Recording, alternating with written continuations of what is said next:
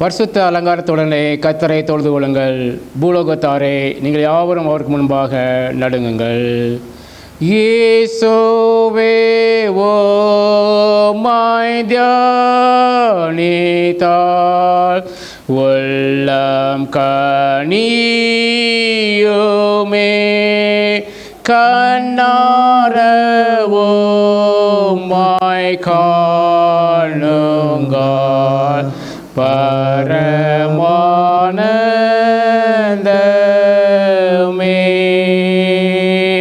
வானத்தை பூமி மண்ட சராசங்களில் சமுத்திரத்தையும் அது எல்லாவற்றையும் உம்முடைய ஜீவன வல்லமிட வார்த்தினால் படைத்து மறைந்த பரமபிதாவாகி தேவனே, அப்பா உம்மை துதிக்கிறோம், உம்மை புகழுகிறோம், உம்மை வணங்குகிறோம், மையப்படுத்துகிறோம்ப்பா. ஏசப்பா, நேற்றும் இன்றும் என்றும் மாறாத ஜீவன் தேவனாக இருந்து கத்தாவே எல்லாரையும் பாவத்திலிருந்தும் சாபத்திலிருந்தும் வியாதியிலிருந்தும் பிசாசிப்பிலிருந்தும் மீட்டுக்கொண்டு அப்பா உம்முடைய மாம்ச திரையை கிழித்து ஒரு புதிதும் ஜீவனமான மார்க்கத்தை எங்களை ஏற்படுத்தி கொடுத்தீங்களே. அந்த நித்திய ஜீவனை அடைவதற்கான ஒரு புதிய மார்க்கத்தை அப்போ உம்முடைய மாம்சத்தை கிழித்து நீங்கள் ஏற்படுத்தி கொடுத்தீங்கப்பா. அந்த பெரிதான இரக்கத்திற்காக, தயவுக்காக, கிருபைக்காக, அன்பிற்காக உமக்கு கோடான கோடி ஸ்தோத்திரம்ப்பா.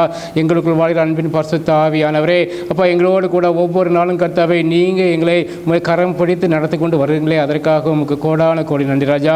ஆம் கர்த்தாவே, எபினேசர் இருந்து கர்த்தாவே 2024 ஆண்டை காண செய்த ஜீவன கர்த்த மலைகள் விலகினாலும் பருவதம் நிலை பெயர்ந்தாலும் என் கிருபை உன்னை விட்டு விலகாமலும் என் சமாதானத்தை உடன்படிக்கை நிறைவேறாமல் இருக்கும் என்று வாக்கு தத்துவத்தை கொடுத்து கர்த்தாவே கடந்த 5.5 மாதங்கள் கர்த்தாவே என்னை நன்மையினாலும் கிருபையினாலும் முடிசூட்டி இம்மட்டும் கர்த்தாவே கரம் பிடித்து வந்து இப்போ இந்த 6வது மாதத்தின் 4ஆம் ஞாயிற்றுக்கிழமையும் கிருபையாக காண செய்தீங்களே, அதற்காக உமக்கு கோடான கோடி சோத்திரம்ப்பா. ஆம் கர்த்தாவே, நாங்கள் நிர்மலமாக இருப்பது உங்களுடைய சுத்த கிருபப்பா. ஒவ்வொரு நாளும் கர்த்தாவே உங்களுடைய கிருபைகள் புதிதாக இருக்கிற அப்படின்னாலும் உமக்கு கோடான கோடி நன்றி ராஜா. ஆம் கர்த்தாவே, உங்களுடைய கண்களை எங்களின் பதித்து நீங்கள் தான்க்கா எங்களை அப்பா இம்மட்டும் கர்த்தாவே நாங்கள் நடக்க வேண்டிய வழிகளெல்லாம் சொல்லிக் கொடுத்து நீதியின் வலது கரத்தினால் எங்களை தாங்கி வழிநடத்தி கொண்டு வந்தீங்கப்பா. அதற்காக கோடான கோடி நன்றி ராஜா. எங்களுக்கும் எங்கள் பிள்ளைகளுக்கும் குடும்பத்தில் ஒவ்வொரு கர்த்தாவே கொடுத்த ஒவ்வொரு வாக்கு தத்துவத்தையும் கர்த்தாவே வாயினால் சொல்லப்பட்ட வாக்கு தத்துவத்தை கர்த்தாவே நீங்கள் தான்ப்பா கருத்தினாலே நிறைவேற்றி கொண்டே வந்திருக்கீங்க. அதற்காக கோடான கோடி நன்றி ராஜா. இப்பொழுது கர்த்தாவே எங்களை ஒரு விஷயத்தை கர்த்தாவே தாழ்மையாக உன்னை பார்த்து சமர்ப்பிக்கிறோம்ப்பா.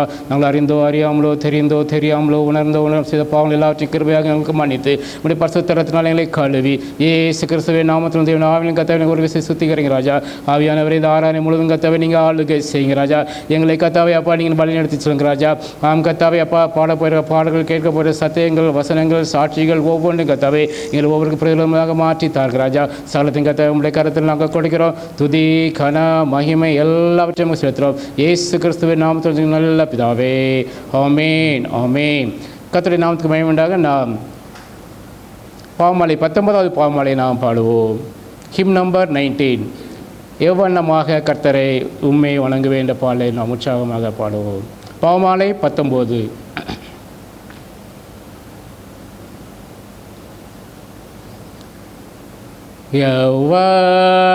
எவ்வண்ணமாக கர்த்தரே உம்மை வணங்குவே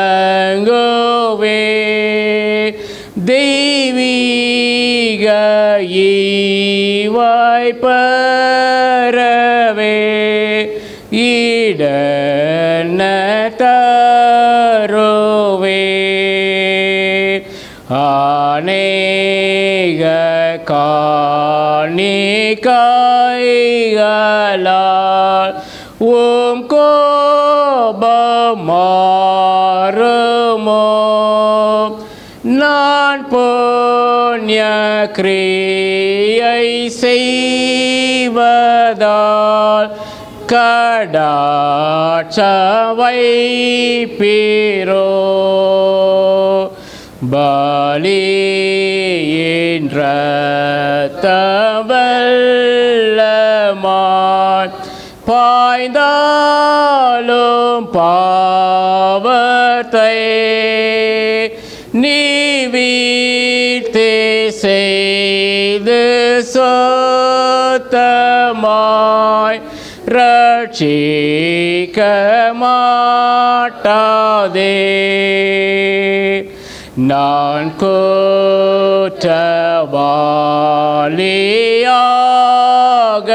குற்றவாளியாகையால் என் பேரில் கோபமே நீலாய் தேரு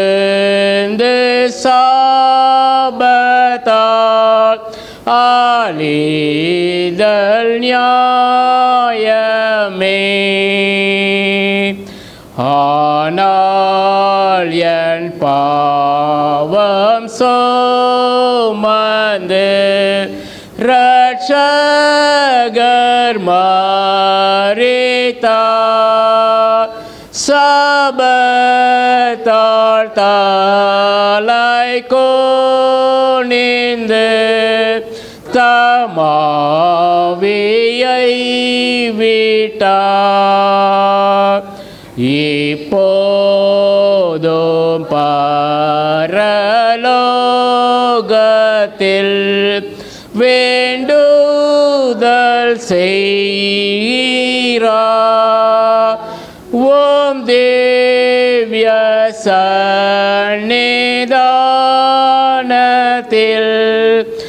என்னை நினைக்கிறார்.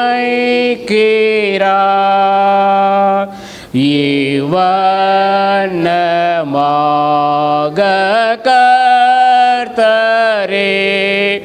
உம்மை வணங்குவே. என் நீதி இயேசு கிறிஸ்துவே அவரை பற்றினேன்.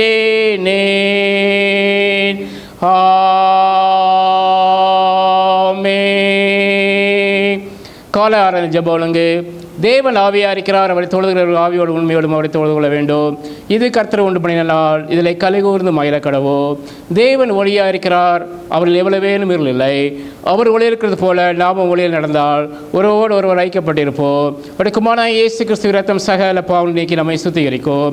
நீங்கள் உங்கள் சரீரங்களை பரிசுத்தமும் தேவனுக்கு பிரியமான ஜீவபலியாக ஒப்புக் கொடுக்க வேண்டும் என்று தேவனுடைய இறக்கங்களை முன்னிட்டு உங்களை வேண்டிக் கொள்கிறேன். இதுவே நீங்கள் செய்யத்தக்க புத்தியுள்ள ஆராதனை. நீங்கள் இந்த பிரபஞ்சத்துக்கு ஒத்த வேஷம் தெரியாமல் தேவனுடைய நன்மையும் பிரியமும் பரிபூர்ணமான சித்தம் இருந்து பகுத்தறியத்தக்கதாக உங்கள் மனம் புதிதாகினாலே மறுரூபம் ஆகுங்கள். துன்மார்க்கன் தான் செய்த துன்மார்க்கத்தை விட்டு விலகி நியாயத்தையும் நீதியும் செய்வானே ஆகில் அவன் தன் ஆத்துமாவை பிழைக்க பண்ணுவார். தேவன் கேட்கும் பலிகள் நோர்கொண்டாவிதா. தேவனே நோர்கொண்டான இருதயத்தை நீர் புறக்கணியீர். வஸ்திரங்களே அல்ல, உங்கள் இருதயங்களை கிழித்து உங்கள் தேவனாய் கத்தெடுத்து திரும்புங்கள். அவை இரக்கமும் மன உருக்கமும் நீடிய சாந்தமும் மிகுந்த கிருபையும் உள்ளவர். அவர் தீங்குக்கு மனஸ்தாப்படுகிறவருமா இருக்கிறார். நான் எழுந்து என் தாப்பனத்திற்கு போய் தாப்பனே படத்துக்கு விரோதமாக உமக்கு முன்பாக பாவம் செய்தேன். இனிமேல் உடைய குமாரன் சொல்லப்படுகிற நான் பாத்திரம் அல்ல என்பேன். நமக்கு பாவம் இல்லை என்போமானால் நம்மை நாமே வஞ்சிக்கிறவர்களாக இருப்போம். சத்தியம் நமக்குள் இராது. நம்முடைய பாவங்களை நாம் அறிக்கையிட்டால் பாவங்களை நமக்கு மன்னித்து எல்லா அநியாயத்தை நீக்கி நம்மை சுத்திகரிப்பதற்கு கர்த்தர் உண்மையும் நீதி உள்ளவராய் இருக்கிறார். பெரியமான சகோதரரே, நம்முடைய பரமபிதாவாகிய சர்வவல்லமையுள்ள தேவனுடைய அளவிலா தயவினாலும் இரக்கத்தினாலும் பாவ மன்னிப்பை பெறுவதற்காக நாம் செய்த பலவிதமான பாவங்களையும் அக்கிரமங்களையும் அவர் சந்நிதியில் மாயமாக மறைத்து கொள்ளாமல் பணிவும் தாழ்மையும் துக்கமும் கீழ்ப்படிதத்தோடு அறிக்கிட வேத வசன பற்புள்ள வாக்கியங்களில் நம்மை ஏவுகிறது. நம்மை காலத்தில் தேவனுக்கு முன்பாக நம்முடைய பாவங்களை மனத்தாழ்மை அறிக்கிட வேண்டும் என்று அவருடைய திருக்கரங்களாலே நாம் பெற்றுக்கொண்ட மேன்மையான உபகாரங்களுக்காக சோத்திரம் செலுத்தவோ, மிகவும் சிறந்த அவருடைய புகழை பிரஸ்தாபம் பண்ணவோ, அவருடைய மகா பரிசுத்த வசனத்தை கேட்கவோ, நம்முடைய உடலுக்கும் ஆத்துமாவுக்கு தேவனுக்காக வேண்டிக் கொள்ளவோ நாம் கூடி வந்திருக்கிற தருணத்திலே பாவங்களை அறிக்கையிடுவது நமது விசேஷ கடமையாக இருக்கிறது. ஆகையால் இங்கே இருக்கிற நீங்கள் யாவரும் சுத்த இருதயத்தோடும் தாழ்ந்த சத்தத்தோடு பரம கிருபாசனையினுடைய கூட சேர்ந்து நான் சொல்லிடுறபடி சொல்ல உங்களை வேண்டிக் கொள்கிறேன். நாம் படிட்டு இந்த பொதுவான பாவரிக்கை செய்வோமா? சர்வவலம் பிதாவே, தவிப்பு நாடுகளைப் போல நாங்களுடைய வழியில் விட்டு வலிவி அடைந்து போனோம். இறுதியில் யோசனைக்கு விருப்பனுக்கு மிகவும் இணங்கி நடந்தோம். பரிசுத்த கற்பனைக்கு விரோதமாய் குற்றம் செய்தோம். செய்தக்கது செய்யாமல் செய்தக்காதவளை செய்து வந்தோம். எங்கள் சுகமே இல்லை. ஆனாலும் தேவரில் கர்த்தராகிய இயேசு கிறிஸ்து மூலமாய் மனித சில வாக்குத்தலின்படியே நிர்பாக்கியமுள்ள குற்றவாளிக்கு இறங்கும். தப்புங்களை அறிக்கிற எங்கள் பொறுமையாயிரும். பாத்தத்துக்குபடி எங்கள் சீர்படுத்தோம். மிகவும் இரக்கமுள்ள பிதாவே, உடைய பரிசுத்த நாமத்துக்கு மயம் உண்டாபடி நாங்கள் தேவ பக்தியும் நீதியும் திறந்து வர கர்த்தராகிய இயேசு கிறிஸ்து மூலம் எனக்கு கிருபை செய்தல்லோ. ஆமென். நம்முடைய கர்த்தராகிய இயேசு கிறிஸ்துவின் பிதாவாகிய சர்வ வல்லமையுள்ள தேவன் பாவியின் மரணத்தை விரும்பாமல் அவன் தன் பாவத்தை விட்டு திரும்பி பிழைப்பதை விரும்பி பாவத்துக்குப்படிய தமது ஜனத்துக்கு பாவ விமோசனத்தை மன்னிப்பை கூறி அறிவிக்க தம்முடைய பணிவிடைக்காரருக்கு அதிகாரத்தையும் கட்டளையும் அறிவித்திருக்கிறார். மையாய் மனம் திரும்பி தன் பரிசுத்த சுவிசேஷத்தை உண்மையாக விசுவாசிக்கிற யாவருக்கும் அவர் பாவங்களை மன்னித்து விமோசனம் செய்கிறார். ஆகையால் கடைசி அப்படி நித்திய ஆனந்தத்தை சேரத்தக்கதாய் இத்தரத்தில் நாம் செய்கிறது அவருக்கு பிரியமாய் இருக்கவோ இனி உயிரோடு இருக்கும் நாளெல்லாம் மாசில்லாமல் பரிசுத்தம் உள்ளவர்களால் நடக்கவோ அவர் உங்களுக்கு மெய்யான மனந்திருந்தலையோ தன்னுடைய பரிசுத்த ஆவியானவரை மரளி செய்வாராக. ஆமென். ஜெபம் பண்ண கடவோம். பிதா குமாரன் பரிசுத்தாவின் நாமத்தினாலே ஆமென். பரமனுக்கிற எங்கள் பிதாவே நாம் பரிசுத்தப்படுவதாக, ராஜ்யம் வருவதாக, பரிசுத்தப்படுவதை செய்யப்படுவது போல பூமியை செய்யப்படுவதாக. அன்னைகளை பதவி தாரும் விரோதமாக குற்றங்களுக்கு நாம் மன்னிக்கிறது போல என் குற்றங்களுக்கு மன்னியோம். எங்கள் சூழ்நிலை பிரேசிக்க பண்ணாமல் தீர்ச்சித்துக் கொள்ளும். ராஜ்யமும் வல்லமையும் மகிமையும் நிலைக்கும் உடையவளே ஆமென். ஆண்டவரே எங்கள் உதடுகளை திறந்தள்ளும். அப்பொழுது எங்கள் எடுக்கிறோம். தேவனை ரட்சிக்க விரைவாய் வாரும். ஆண்டவரே எங்களுக்கு சகாயம் பண்ண தீவிரியோ. பிதாவுக்கோ குமாரனுக்கோ பரிசுத்த ஆவிக்கோ மகிமை உண்டாவதாக. ஆதியிலும் இப்பொழுதும் எப்பொழுதுமான சதாகாலங்களிலும் மகிமை உண்டாவதாக.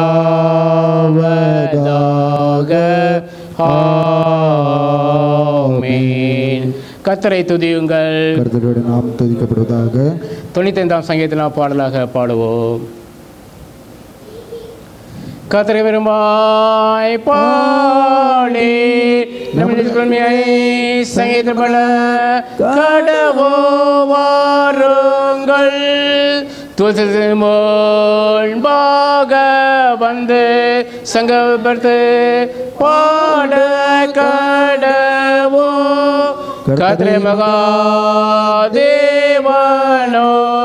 எல்லா தேவனுக்கும் மகாராஜனோ மாயிருக்கீரா.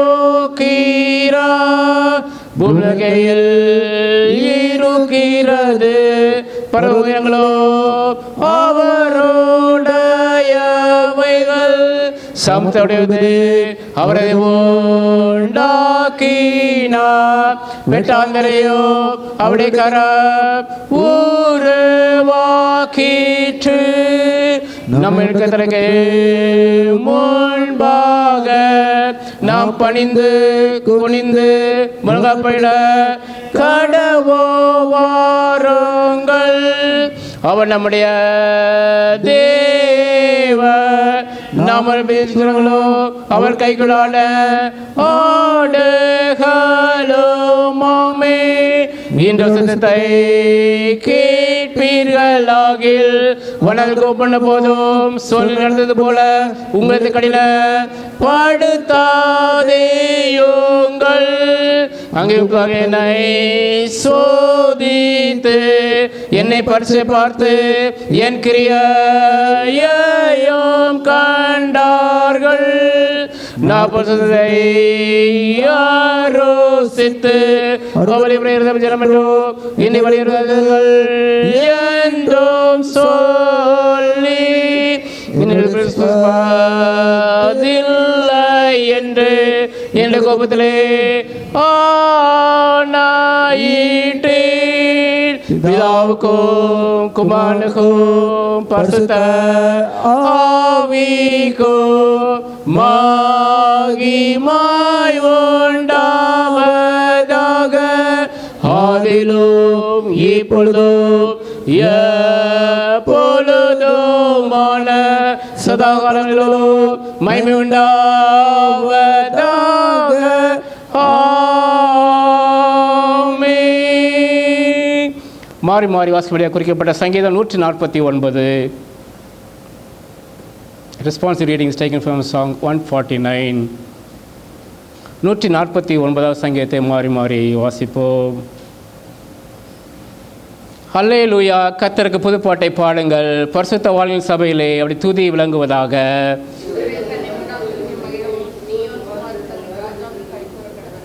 அவருடைய நாமத்தை நடனத்தோടെ துதித்து தம்பூரினாலும் கிண்ணறத்தினாலும் அவரை கீர்த்தனம் பண்ண கடவர்கள்.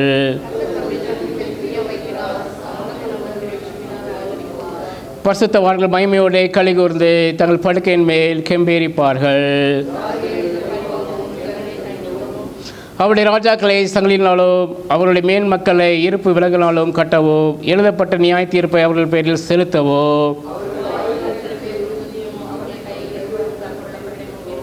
கடைசி வசனத்தை நாம் சேர்ந்து வாசிப்போம். இந்த கணம் அவருடைய பரிசுத்தவான்கள் யாவருக்கும் உண்டாகும். அல்லேலூயா. பிதாவுக்கோ குமாரனுக்கோ பரிசுத்த ஆவிக்கோ மகிமை உண்டாவதாக. அதிலும் இப்பொழுதும் எப்பொழுதுமான சதா காலங்களிலும் மகிமை உண்டாவதாக.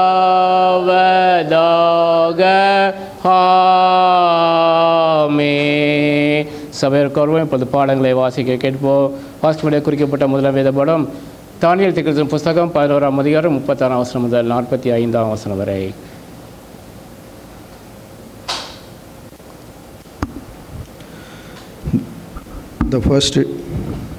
வாசிக்கும்படியாக தெரிந்து கொள்ளப்பட்ட முதலாம் வேத பாடம் தானியேல் 11ஆம் அதிகாரம் 36ஆம் வசனம் முதல் 45ஆம் வசனம் வரை. Daniel chapter 11 verses 36 to 45. தானியேல் 11ஆம் அதிகாரம் 36ஆம் வசனம். ராஜா தனக்கு இஷ்டமானபடி செய்து தன்னை உயர்த்தி எந்த தேவனினாலும் தன்னை பெரியவனாக்கி தேவாதி தேவனுக்கு விரோதமாக ஆச்சரியமான காரியங்களை பேசுவான். கோபம் தீரும் மட்டும் அவனுக்கு கை கூடி வரும். நிர்ணயிக்கப்பட்டது நடந்தேறும்.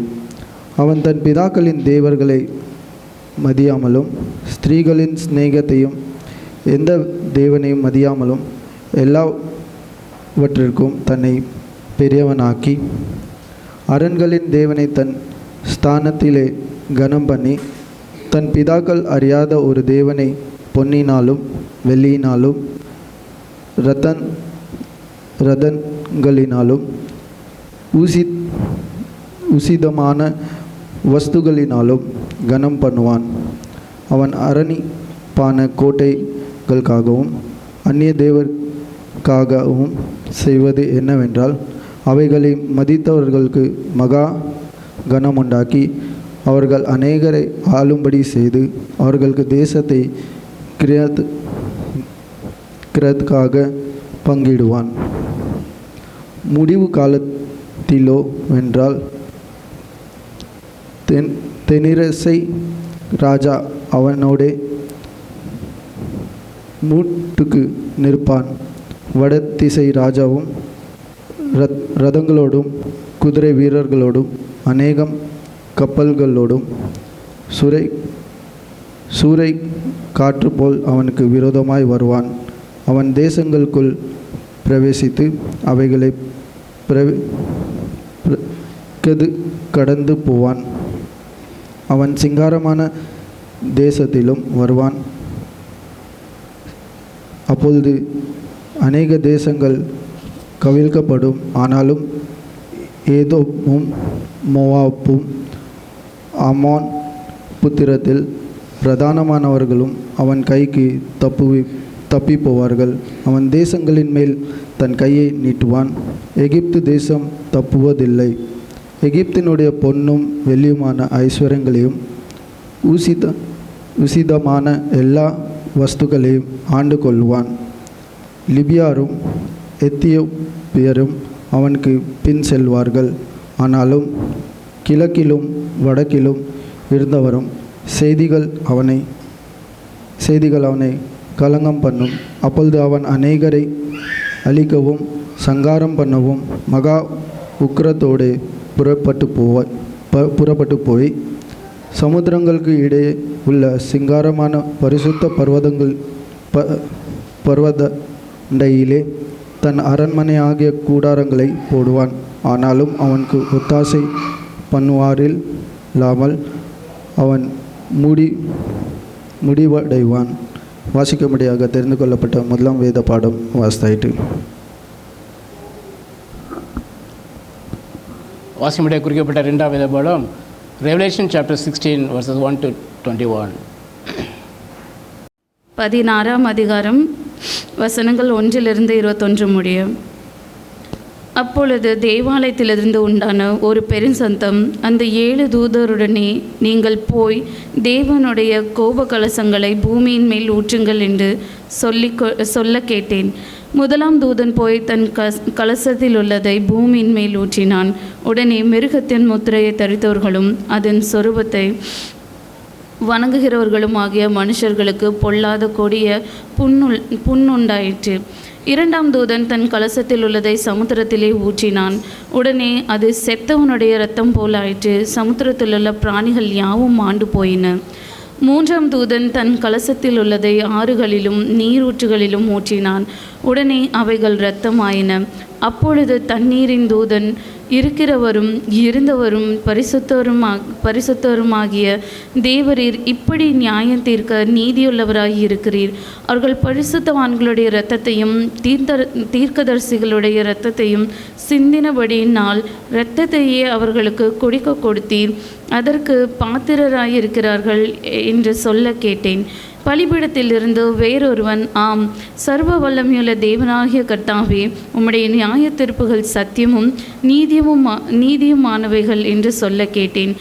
நான்காம் தூதன் தன் கலசத்தில் உள்ளதை சூரியன் மேல் ஊற்றினான். தீயினால் மனுஷனை தகிக்கும்படி அதற்கு அதிகாரம் கொடுக்கப்பட்டது.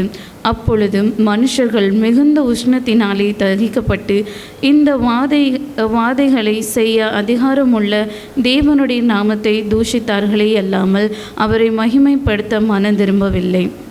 ஐந்தாம் தூதன் தன் கலசத்தில் உள்ளதை மிருகத்தினுடைய சிங்காசனத்தில் மேல் ஊற்றினான்.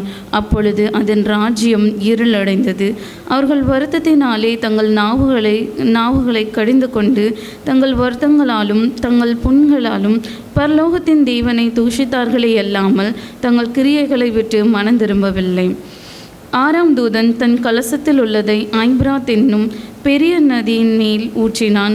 அப்பொழுது சூரியன் உதிக்கும் திசையிலிருந்து வரும் ராஜாக்களுக்கு வழி ஆயத்தமாகும்படி அந்த நதியின் தண்ணீர் வற்றி போயிற்று.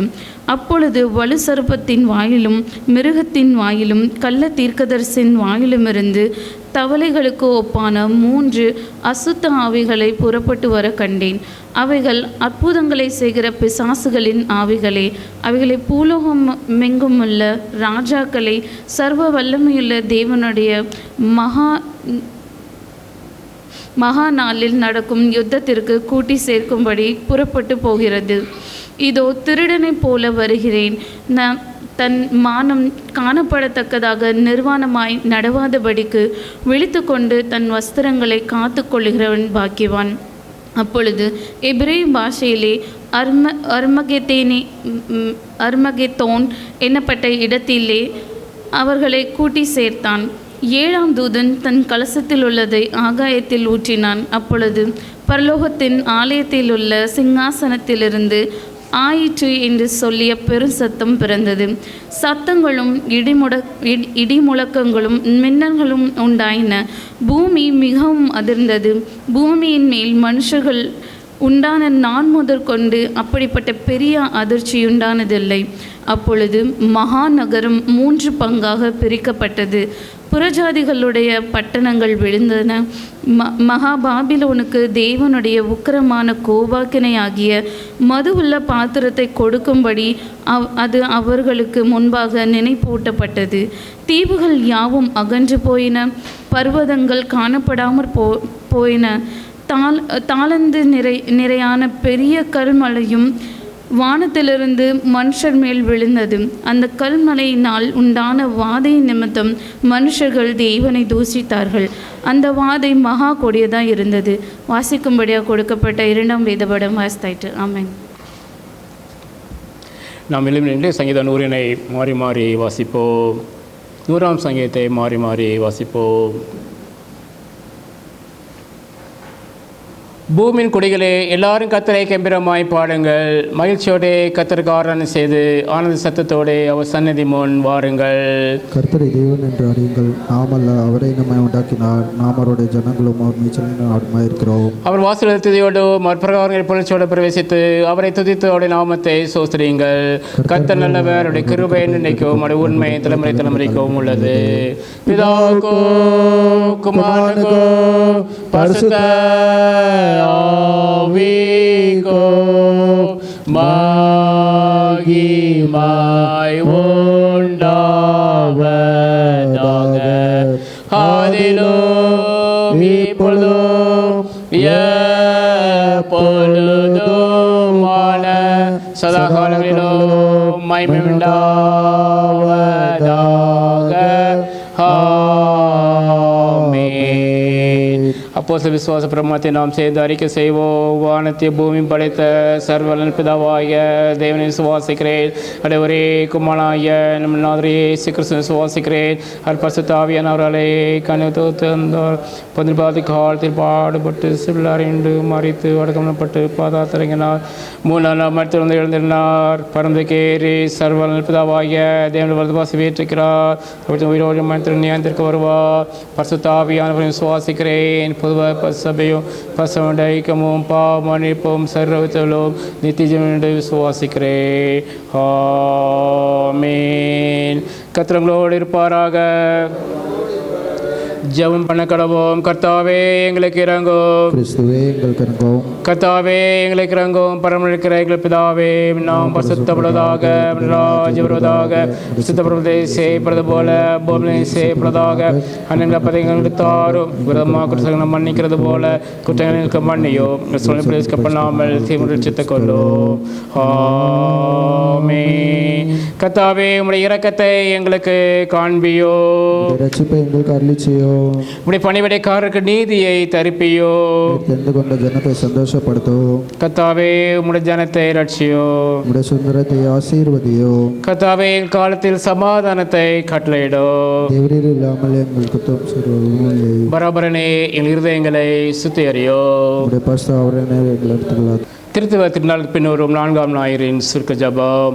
உம்மிடத்தில் நம்பிக்கை வைக்கிற யாவரையும் காப்பாற்றுகிறாய தேவனே, உம்மாலே என்று யாதொன்றும் பலனாயும் யாதொன்றும் பரிசுத்தமாயும் இராது.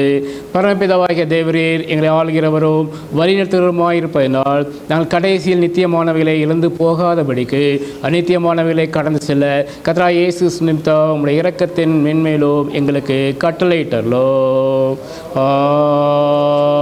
ஆமென். சமாதானத்துக்காக சொல்லி 2ஆம் சுருக்க ஜெபம். சமாதானத்துக்காரரும் ஏக சிந்தி விரும்புமாய் தேவனே, உண்மை அறிவதே நித்திய ஜீவன், உண்மை செய்ப்பதே மேய்ச்சாதினம். தேவரே தந்தமாக கொடுக்க முடியாடியார நாங்கள் எந்த விரோத வல்லமைக்கும் பயப்படாதிருக்க முடியாக சத்தங்கள் செய்கிற எல்லா புறத்திலும் நின்று கர்த்தராகிய இயேசு வல்லமையினால் எங்களை காப்பாற்றியருளோ. ஆமென். தேவ கிருபைக்காக சொல்லிய 3ஆம் சுருக்க ஜெபம். சர்வ வல்லமையுள்ள நித்திய தேவனே, இந்நாள் வரை எங்கள் சுகமாக நடத்தி வந்த எங்கள் பரமபிதாவாகிய கர்த்தாவே, இந்நாளும் மிகுந்த வல்லமையினால் எங்களை காப்பாற்றி நாங்கள் யாதொரு பாவத்துக்கு உட்படாமலோ எவ்விதமான மோசத்திலும் அகப்படாமலோ உமது பார்வைக்கு நீதி இருக்கிறதை எப்பொழுதும் செய்கிறதற்கு நான் செய்கிற எல்லாவற்றையும் உடைய ஆளை நான் நடத்த வேண்டும் என்று கர்த்தராகிய இயேசு மூலமாய் வேண்டிக் கொள்கிறோம். ஆமென். குருமார்க்காவும் சபையாருக்கும் சொல்லிய சுருக்க ஜெபம். மகா அதிசயங்களை செய்கிற சர்வ வல்லமையுள்ள நித்திய தேவனே, அத்தியச்சார் மேலும் குருமார் மேலும் விசாரணைக்கு ஒப்புவிக்கப்பட்ட எல்லா சபைகள் மேலும் ஆரோக்கியம் தருகிறோம் கிருபையுள்ள ஆவியை அனுப்பி அவர்கள் உமக்கு உத்தம பிரியமானவர்களாய் நடக்கும்படி உமது ஆசீர்வாதமாகிய பணி அவர்கள் ஓயாமல் பெய்ய செய்துள்ளோம். கர்த்தாவே காரை கர்த்தரோ மத்தியஸ்தருமாகிய இயேசு கிறிஸ்துவுக்கு மகிமை உண்டாக இதை கட்டளையிட்டர்லோ. ஆமென். அறிவிப்புகள். ஒரே ஒரு அறிவிப்பு வருகிறது. நாம் ஏற்கனவே டிசைட் பண்ணபடி திருச்சபையின் கிறிஸ்மஸ், நியூ இயர், ஈஸ்டர், ஆண்டு விழா போன்ற செலவினங்களை சந்திப்பதற்காக ஒவ்வொரு மாதமும் ஒவ்வொரு குடும்பத்திற்கும் 750 ரூபா கொடுக்கும்படி நாம் ஒரு டெசிஷன் எடுத்திருந்தோம். அதை கொடுக்காதவர்கள் ஆசீர்வாதத்தை கொடுக்குமாறு அன்புடன் கேட்டுக்கொள்கிறேன்.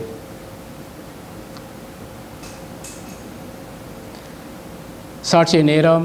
தேவன் நம்முடைய வாழ்க்கை செய்த நன்மையிலும் கிருபையிலும் ஆசீர்வாதங்கள் அர்ப்பணங்களையும் நாம் பயமிக்க சொல்கிறோம். இந்த நேரத்தை உபயோகப்படுத்திக் கொள்ளலாம். கர்த்தருடைய பரிசுத்த நாமம் மகிமைப்படுவதாக. என்னை உங்கள் மத்தியில் சிறுசாட்சி தேவனுக்கு கூடான கூடி நன்றி செலுத்துகிறேன். உங்களுக்கெல்லாம் தெரிஞ்சவரை போன வாரத்தில் வந்து எனக்கு ரொம்ப வீக்னஸாகவே இருந்துக்கிட்டு இருந்தது. ஆனால் நான் வந்து இந்த இது கிளைமேட்னால இந்த மாதிரி இருக்கும்போது என்று நான் நினச்சிட்டு இனிமேல் அதை அவ்வளோ கேர் பண்ணலை.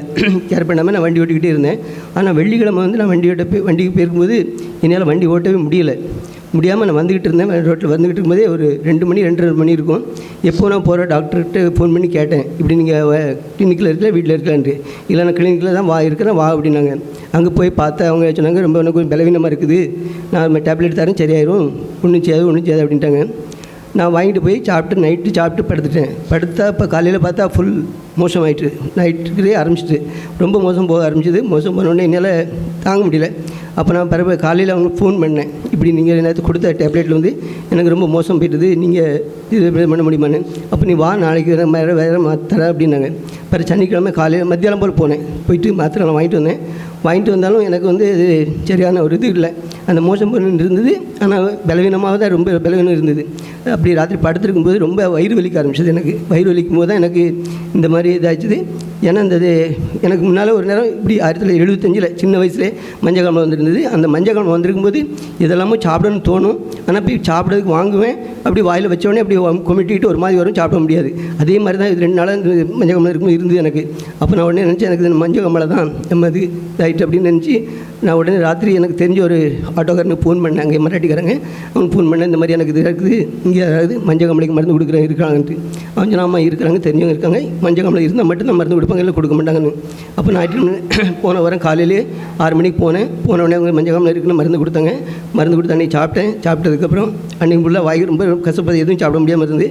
ஆனால் திங்கக்கிழமையிலேருந்து அது கிளியர் ஆகிட்டு, திங்கள் 3 நாள் மருந்து சாப்பிட்டேன், 3 நாள்லேயே மருந்து சுகமாயிட்டு நல்ல பரிபூர்ண சுகத்தை கொடுத்தாங்க. ஆனால் வண்டி ஓட்டதுக்கும் நல்ல பலன் கிடச்சிது, வண்டி ஓட்ட ஆரம்பிச்சிட்டேன். ஆனால் இதே போல் இன்னும் மக ஜெமிக்காகவும் நீங்கள் ஜெபிக்கு மாதிரி கட்டுக்கிறேன். அவளுக்கு வந்து உங்களுக்கு தெரிஞ்ச மாதிரி 9ஆம் தேதி அவளுக்கு டெலிவரி ஆயிடுச்சு, ஆப்ரேஷன் மூலமாக தான். ஆனாலும் வந்து அந்த ஆப்ரேஷனுக்கு அப்புறம் அவளுக்கு வந்து ரொம்ப மோசம் போய்கிட்டே இருக்குது அப்படின்னா. பிறகு திருப்பி அந்த ஸ்டிச்சிங் எடுக்காமலே வீட்டுக்கு அனுப்பிட்டாங்க. அவளை புதன்கிழமை அன்றைக்கி வீட்டுக்கு வந்த பிறகு அவளுக்கு ரொம்ப கஷ்டப்பட்டாள்.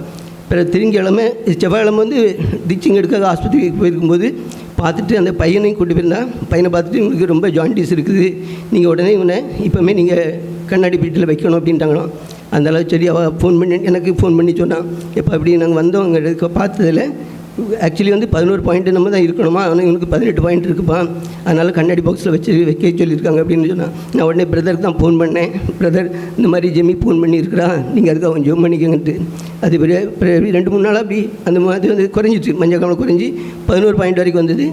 2 நாள் கழித்து பலபடி வேலைக்கிழமையில் ஒரு மோசம் போக ஆரம்பிச்சு. வேலைக்கிழமையில் அவனுக்கு ரொம்ப ரொம்ப ரொம்ப ரொம்ப போயிட்டு தான். அப்புறம் அந்த டாக்டர்கிட்ட சொல்லும்போது ஒரு ஸ்பெஷல் டாக்டர் கூப்பிடுறாங்க, அவனை நீங்கள் அதுக்கு பீஸ் பண்ண முடியுமா, அது பே பண்ண முடியுமான்ட்டு. சரி நான் கூப்பிடுங்க கொடுத்துடலாம் அப்படின்னு. ஆனால் அவங்க வரவே இல்லை. அப்புறம் வெள்ளிக்கிழமை நைட்டு 10:30 மணிக்கு தான் வந்தாங்க. வந்து பார்த்துட்டு இந்த மாதிரி அவனுக்கு வயிற்றில் இன்ஃபெக்ஷன் இருக்குது, அதுக்குள்ளே மருந்து கொடுக்கணும் அப்படின்ட்டு நமக்கு குளுக்கோஸ் ஏற்றுற மாதிரி நரம்பில் தான் அது ஊசி போட்டாங்களாம். வெள்ளிக்கிழமை ஒன்று, நேற்று ஒன்று போட்டிருக்காங்க, இன்றைக்கி ஒரு இன்ஜெக்ஷன் போடுறோமா, இன்றைக்கி போட்டு அதுக்கப்புறம் தான் இன்றைக்கி டிஸ்சார்ஜ் பண்ணி விடுவேன் அப்படின்னு சொல்லியிருக்கிறாங்க. அதுக்காக நீங்கள் ஜெபித்து கொள்ளுங்க. அதே போல் அவர் மாப்பிள்ளைங்க கூட வந்து வேலைக்கு ரொம்ப நாள் ஆகிட்டு, அவங்க லீவு கிடையாது, ஆனாலும் இந்த மாதிரி ஆன உடனே அவங்க நிற்க வேண்டிய நல்லா ஆகிப்போச்சு. ஆனால் இன்றைக்கி அவங்க திருப்பி டெல்லிக்கு போகிறது இருக்கிறாங்க. அவருடைய பிரயாணங்கள் எல்லாம் வைக்க செய்து அவர் சுகபத்திரமாக சேர்ந்து அவங்களுடைய நல்ல கடமைகள் வேலையில் செய்வதற்கு கருத்து ஞானத்தை கொடுக்கும்படியாக ஜெபித்துக் கொள்ளுங்கள். எங்கள் குடும்பத்துக்காக நீங்கள் ஒவ்வொருவருக்காக நன்றி செலுத்துகிறேன். தொடர்ந்து ஜெபித்துக் கொள்ளுங்கள். இந்த சிறு சாட்சியத்தை வந்து ஆசீர்வதிப்பாராக. ஆமீன். கேட்ட சாட்சிக்காக நான் கண்களை மூடி ஜெபிப்போமா. நல்ல பிதாவே, இந்த அருமையான நேரத்துக்காக கோடி நன்றி ராஜா. இப்போதும் கத்தாவே ஆசீர்வாதம் சொன்ன சாட்சி நீங்கள் கேட்டீங்க ராஜா. கத்தாவே கடந்த வாரத்தில் கத்தாவே மகன் கத்தாவே அப்பா பலவீனப்பட்ட போது கத்தாவே உங்களுடைய பலம் பரிமாணமாக மகனுடைய வாழ்க்கையிலே இடைப்பட்டதற்காக நன்றி ராஜா. கத்தாவே அப்பா அவருடைய அப்பா அந்த மஞ்சள் காமாலை வியாதியிலிருந்து கத்தாவே நீங்கள் நல்ல சுகத்தை கொடுத்து மீண்டும் கத்தாவே தங்களுடைய வேலையில் செய்ய நீங்கள் கிருபை செய்தீங்க, அதற்காக நன்றி ராஜா. அதே போல் கத்தாவே அவருடைய பேரனுக்கும் கத்தாவே ஜெமியுடைய மகனையும் கத்தாவே அப்பா 9ஆம் தேதி பிறந்த பையனுக்கு கத்தாவே அப்பா கடந்த 2 வாரத்தில் கத்தாவே அப்போ அநேக பாடல்கள் மத்தியிலே நீங்கள் கூட்டிக் கொண்டு வந்தீங்க ராஜா. நன்றி ராஜா. ஆனாலும் கத்தாவே உங்களுடைய கிருபை மகனை காத்தது. நன்றி ராஜா. அவனுடைய பலவீனத்தில் கத்தாவே உங்களுடைய பலம் பரிபூர்ணமாக விளங்கினது ராஜா. நன்றி ராஜா. ஆம் கத்தாவே நாங்கள் கேட்ட ஒவ்வொரு ஜெபத்தும் கத்தாவே நீங்கள் அப்பா செவி கொடுத்தீங்க ராஜா. அதற்காக நன்றி ராஜா.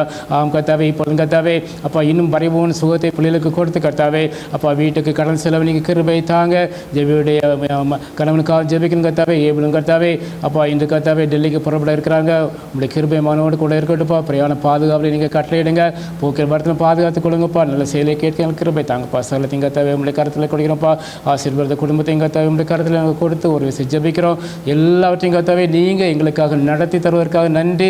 சகலத்தையும் கத்தாவே உங்களுடைய கருத்தில் கொடுக்கிறோம். துதி கன மகிமை எல்லாவற்றையும் செலுத்துகிறோம். இயேசு கிறிஸ்துவே நாம் சொல்லுங்க நல்ல பிதாவே. ஆமென் ஆமென். Memory verse by children.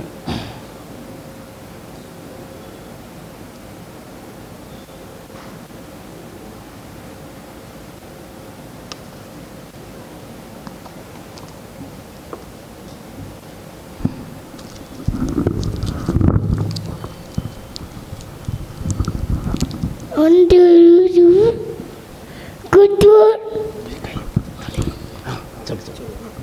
चल கடிக்கூட சொல்லு சத்தமா இருக்கிறார்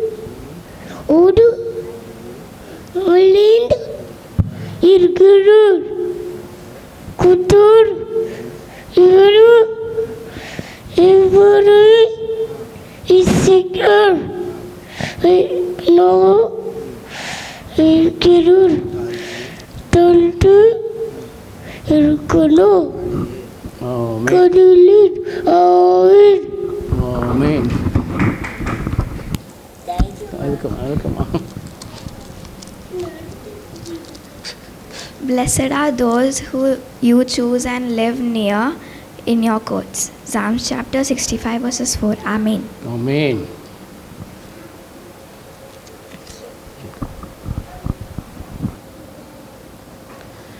தேவ கிருபை என்றும் உள்ளதே, அவர் கிருபை என்றும் உள்ளதே, அவரை போற்றி துதித்து பாடி ஹல்லேலூயா என்றார் பரிபோ. அவரை போற்றி துதித்து பாடி ஹல்லேலூயா என்றார் பரிபோ. நெருக்கப்பட்டோ மடிந்திடாமல் கர்த்ததாம் நம்மை காத்ததாலே, பாட்டோ மடிந்திடாமல் கர்த்ததாம் நம்மை காத்ததாலே, அவர் நல்லவர் அவர் வல்லவர் அவர் கிருபை என்றும் உள்ளதே. அவர் நல்லவர் அவர் வல்லவர் அவர் கிருபை என்றும் உள்ளதே. தேவ கிருபை என்றும் உள்ளதே, அவர் கிருபை என்றும் உள்ளதே. அவரை போற்றி துதித்து பாடி ஹல்லேலூயா என்றார் பரிபோ. சத்துரு சேனை தொடர்ந்து சூழ்கையில் பக்தனாம் தாவீதின் தேவன் நமக்கு.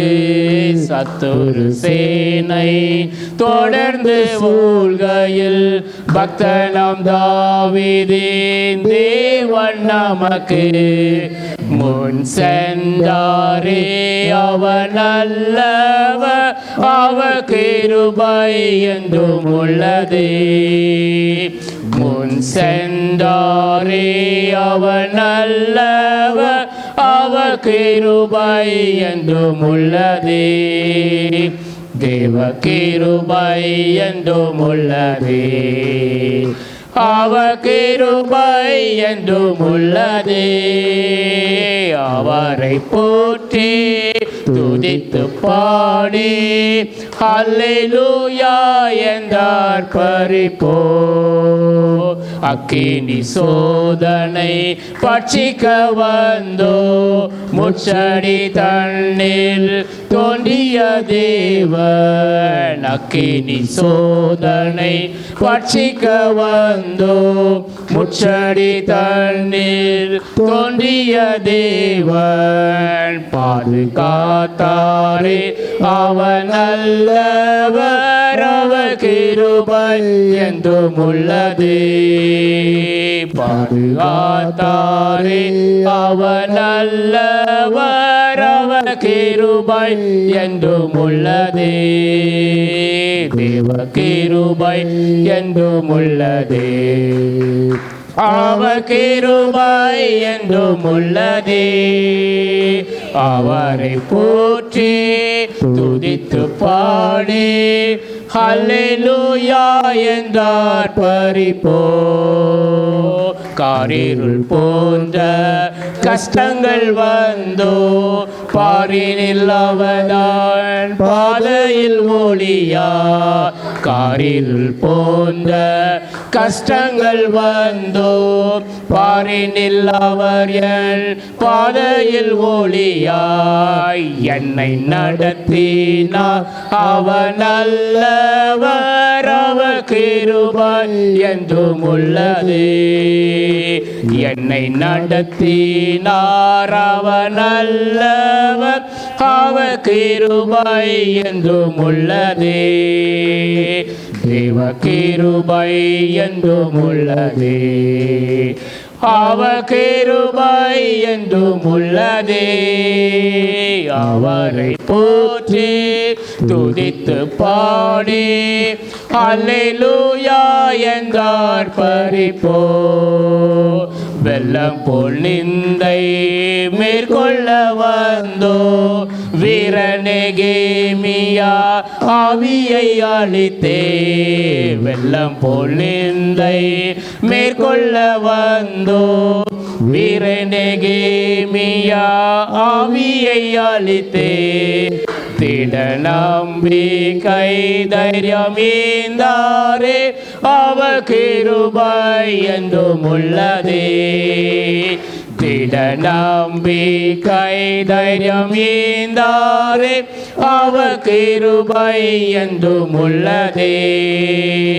தேவ கிருபை என்றும் உள்ளதே. அவர் கிருபை என்றும் உள்ளதே. அவரை போற்றி துதித்து பாடி ஹல்லேலூயா என்றார் பரிபோ. நித்திய தேவனாம் சத்திய நரந்தார் நித்தமும் நம்முடன் இருப்பதாலே. நித்திய தேவனாம் சத்திய பரந்தார் நித்தமும் நம்முடன் இருப்பதாலே. அவன் நல்லவர் என்றும் துதியுங்கள், அவர் கிருபை என்றும் உள்ளதே. அவர் நல்லவர் என்றும் துதியுங்கள், அவர் கிருபை என்றும் உள்ளதே. தேவ கிருபை என்றும் உள்ளதே. அவர் கிருபை என்றும் உள்ளதே. அவரை போற்றி துதித்து பாடி ஹல்லேலூயா என்றார் பரிபோ. அவரை போற்றி துதித்து பாடி ஹல்லேலூயா என்றார் பரிபோ. கடந்து வந்த 5.5 மாதங்களை நாம் திரும்பி பார்ப்போமா? தேவனுடைய கிருபை ஒவ்வொரு நாளும் நம்மையும் நம் பிள்ளைகளையும் பாதுகாத்து வந்ததல்லவா? கடந்த வந்த பாதையிலே நாம் நெருக்கப்பட்டோம், ஆனாலும் நாம் மடிந்து போகவில்லை அல்லவா? தேவன் நம்மை காத்தார் அல்லவா? சோதனைகள் வந்தது, ஆனாலும் தேவன் அதிலிருந்து நம்மை பாதுகாத்தார் அல்லவா? காரிருள் போன்ற கஷ்டங்கள் வந்தது, ஹல்லேலூயா. அவர் நமக்கு ஒளியாக வந்து நின்றார் அல்லவா. ஒரு விசை உடைய வாழ்க்கையில் நடந்த காரியங்களை நாம் நினைத்து பார்த்து இந்த முதலாம் இந்த 4ஆம் 6ஆம் ஸ்டான்ஸாவை மீண்டும் ஒரு முறை பாடுவோமா? நெருக்கப்பட்டோ மடிந்திடாமல் கர்த்ததாம் நம்மை காத்ததாலே, நெருக்கப்பட்டோ மடிந்திடாமல் கர்த்ததாம் நம்மை காத்ததாலே, அவர் நல்லவர் அவர் வல்லவர் அவர் கிருபை என்றும் உள்ளதே, அவர் நல்லவர் அவர் வல்லவர் அவர் கிருபை என்றும் உள்ளதே, தேவ கிருபை என்றும் உள்ளதே, அவர் கிருபை என்றும் உள்ளதே, அவரை போற்றி துதித்து பாடி ஹல்லேலூயா என்றார் பரிபோ. காரிருள் போன்ற கஷ்டங்கள் வந்தோ பாரினில் அவர்தான் பாதையில் ஒளியாய், காரிருள் போன்ற கஷ்டங்கள் வந்தோ பாரினில் அவர் என் பாதையில் ஒளியாய், என்னை நடத்தினார் அவர் நல்லவர் அவர் கிருபை ஒன்றும் உள்ளதே, என்னை நடத்தினார் அவர் நல்லவர் அவர் கிருபை என்றும் உள்ளதே, தேவ கிருபை என்றும் உள்ளதே, அவர் கிருபை என்றும் உள்ளதே, அவரை போற்றி துதித்து பாடி ஹல்லேலூயா என்றார் பரிபோ.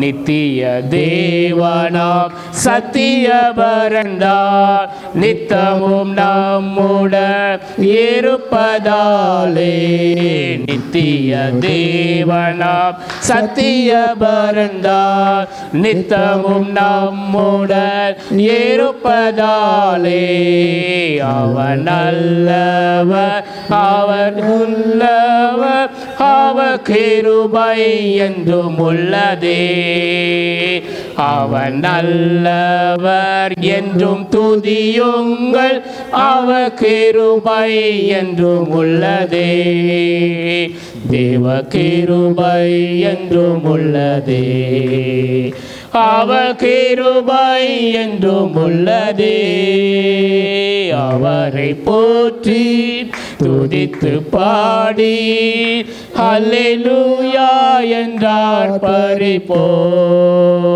அவரை போற்றி துதித்து பாடி ஹல்லேலூயா என்றார் பரிபோ. நல்ல பிதாவே, இந்த அருமையான நேரத்துக்காக நன்றி ராஜா. கர்த்தாவே, ஒரு விஷயம் நாங்கள் கடந்து வந்த பாதையை திரும்பி பார்க்க கிருபை செய்தீங்களே, அதற்காக நன்றி ராஜா. இந்த வருஷத்தை கர்த்தாவே நன்மையால் முடிசூட்டுகிற தேவன் ஹல்லேலூயா. இந்த ஆண்டை தொடங்கும் பொழுது கர்த்தாவே ஹல்லேலூயா எங்களுக்கு கொடுத்து வாக்கு தத்தத்தின்படி கர்த்தாவே, மலைகள் விலகினாலும் பருவதங்கள் நிலைபெறந்தாலும் என் கிருபை உன்னை விட்டு விலகாமலும் என் சமாதானத்தின் உடன்படிக்கை நிறைவேறாமல் இருக்கும் என்று அப்போ மனதுருகிற கர்த்தர் எங்களுக்கு இந்த வாக்கு தத்தத்தை கொடுத்து கர்த்தாவே 5.5 மாதங்கள் கர்த்தாவே அப்போ எங்களை கர்த்தாவே பிடித்து வழிநடத்தி கொண்டு வந்தீங்களே ராஜா.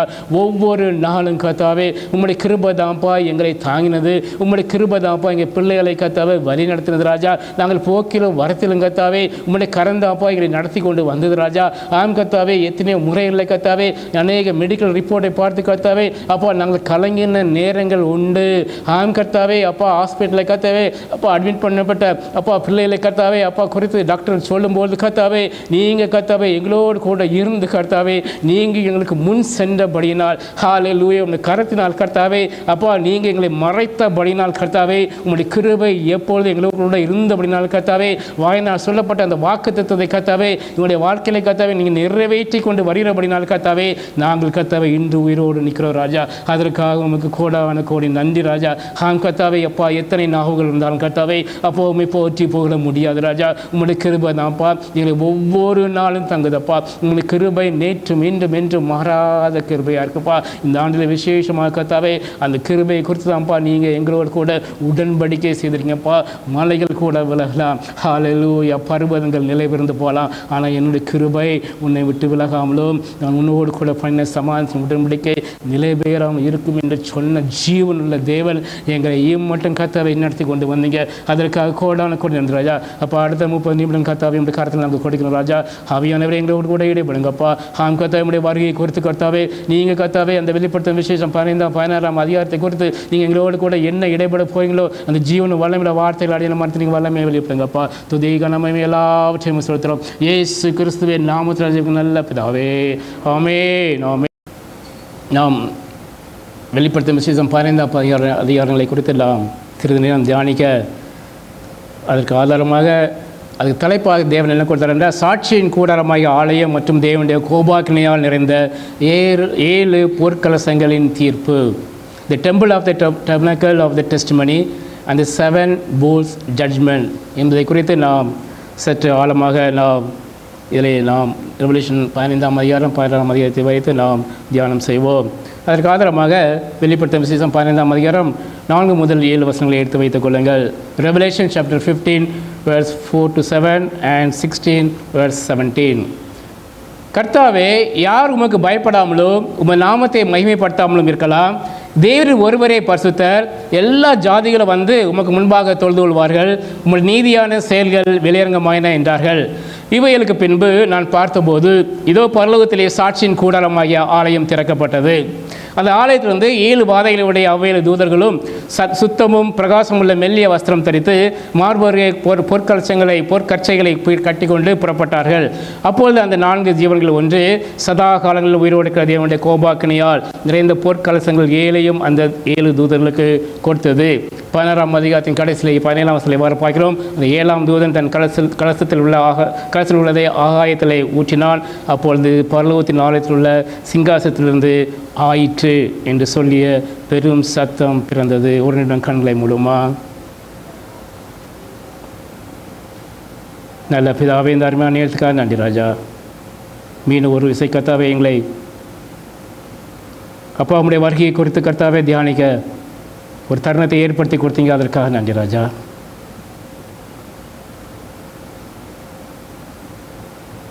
இந்த கடைசி ஜட்ஜ்மெண்ட் கர்த்தாவே, இந்த 7 பொற்கலசங்களின் நியாய தீர்ப்பை குறித்து ஆவியான எங்களோடு கூட ஈடுபடுங்கப்பா. உங்களுடைய வருகை மிகவும் அதிகமாக சமீபமாக இருக்கிறது ராஜா.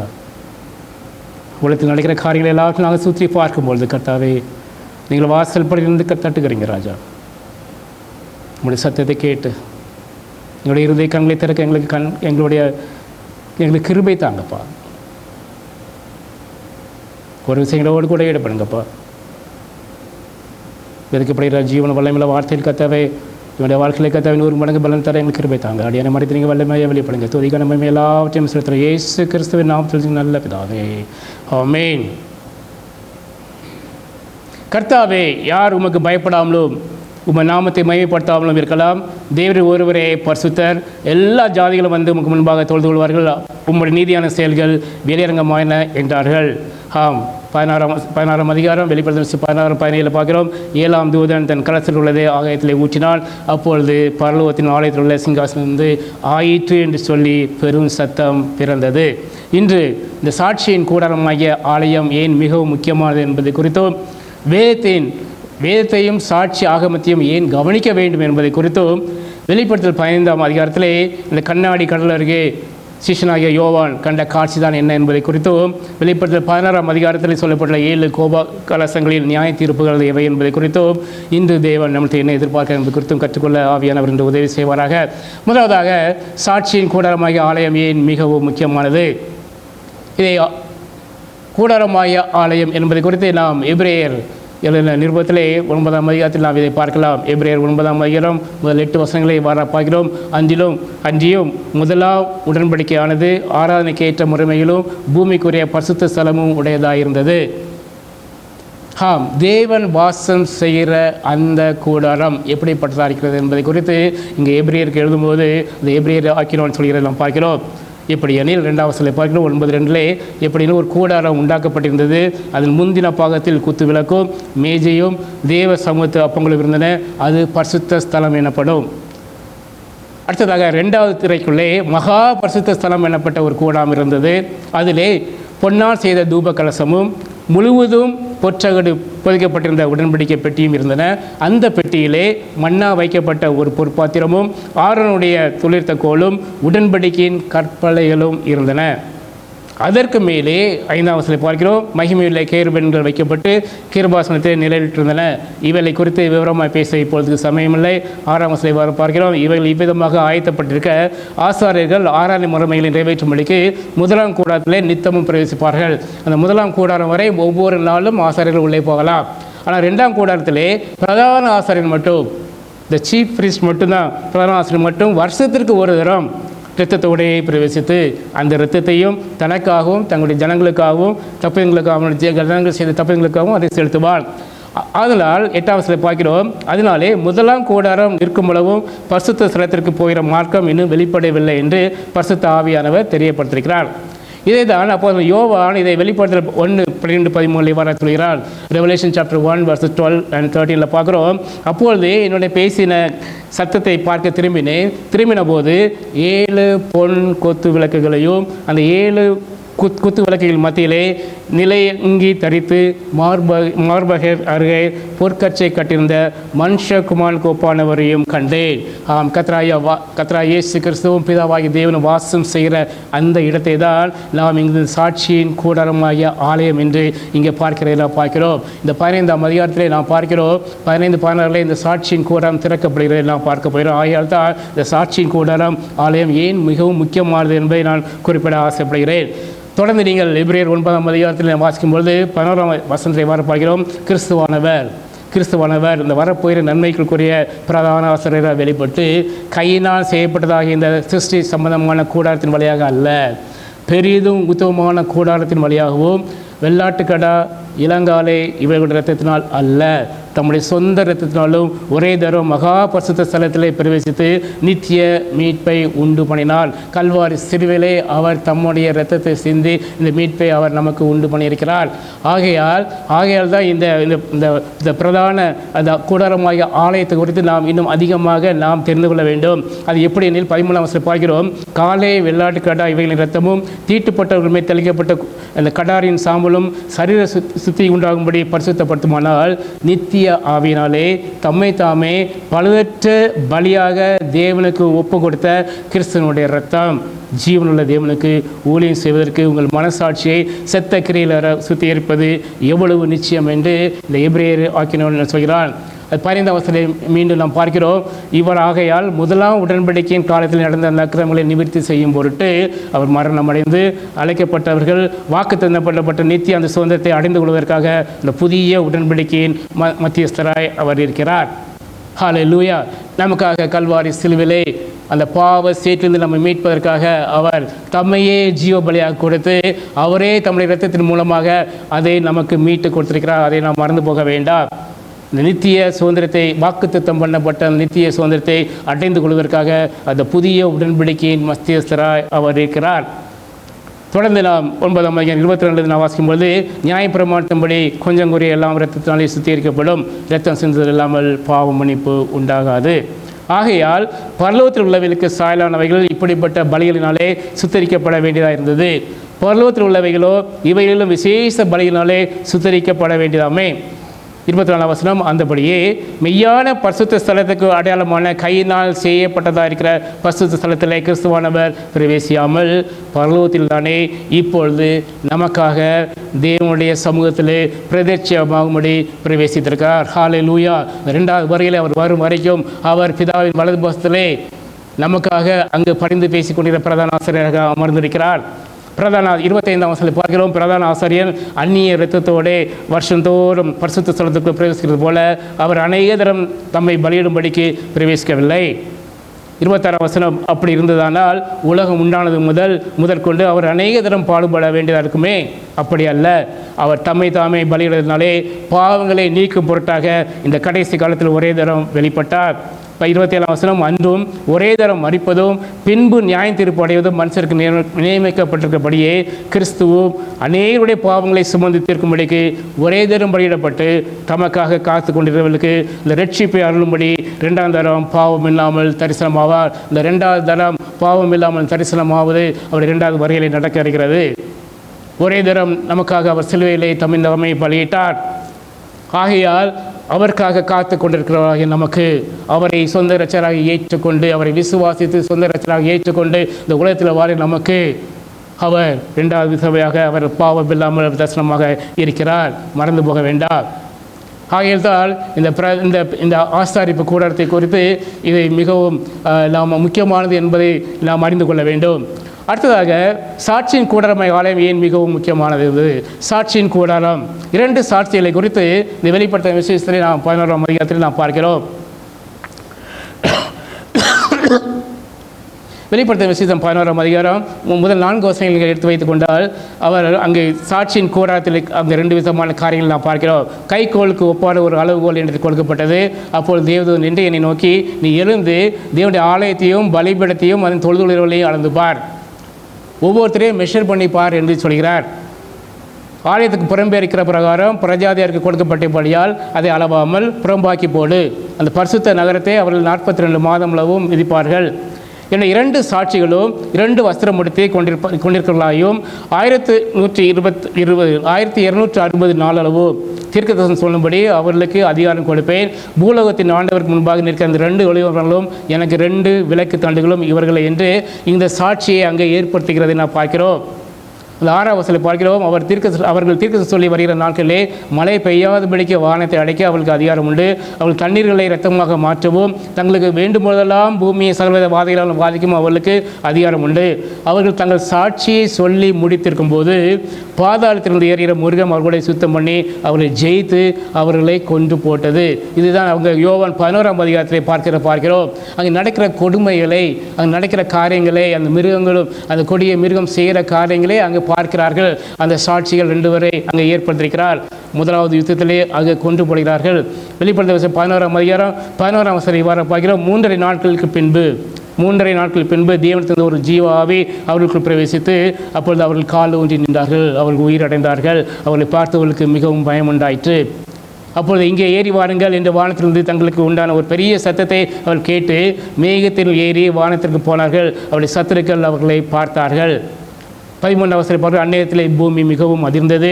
உடனே அந்த நகரத்தில் 10 இடிந்து விழுந்தது. மனுஷரில் 7000 பேர் பூமி அதிர்ச்சினால் அழிந்தார்கள். மீதியானவர்கள் பயமடைந்து பரலோகத்தின் தேவனை மகிமைப்படுத்தினார்கள். இப்போ அழகாக 2வது ஆபத்தும் அது கடந்து போகிறது. அப்பொழுதுதான் 15ஆம் வசனம் பார்க்க, 7வது தூதன் எக்காலம் ஊதினான். அவருடைய வருகையிலே அந்த 7வது தூதன் எக்காலம் ஊதுவதற்கு முன்பதாக அந்த 2 சாட்சிகளை அவர் நிறுத்துகிறார். அங்கே நடக்கிற கொடுமைகளை அவர் பார்க்க வைக்கிறார்.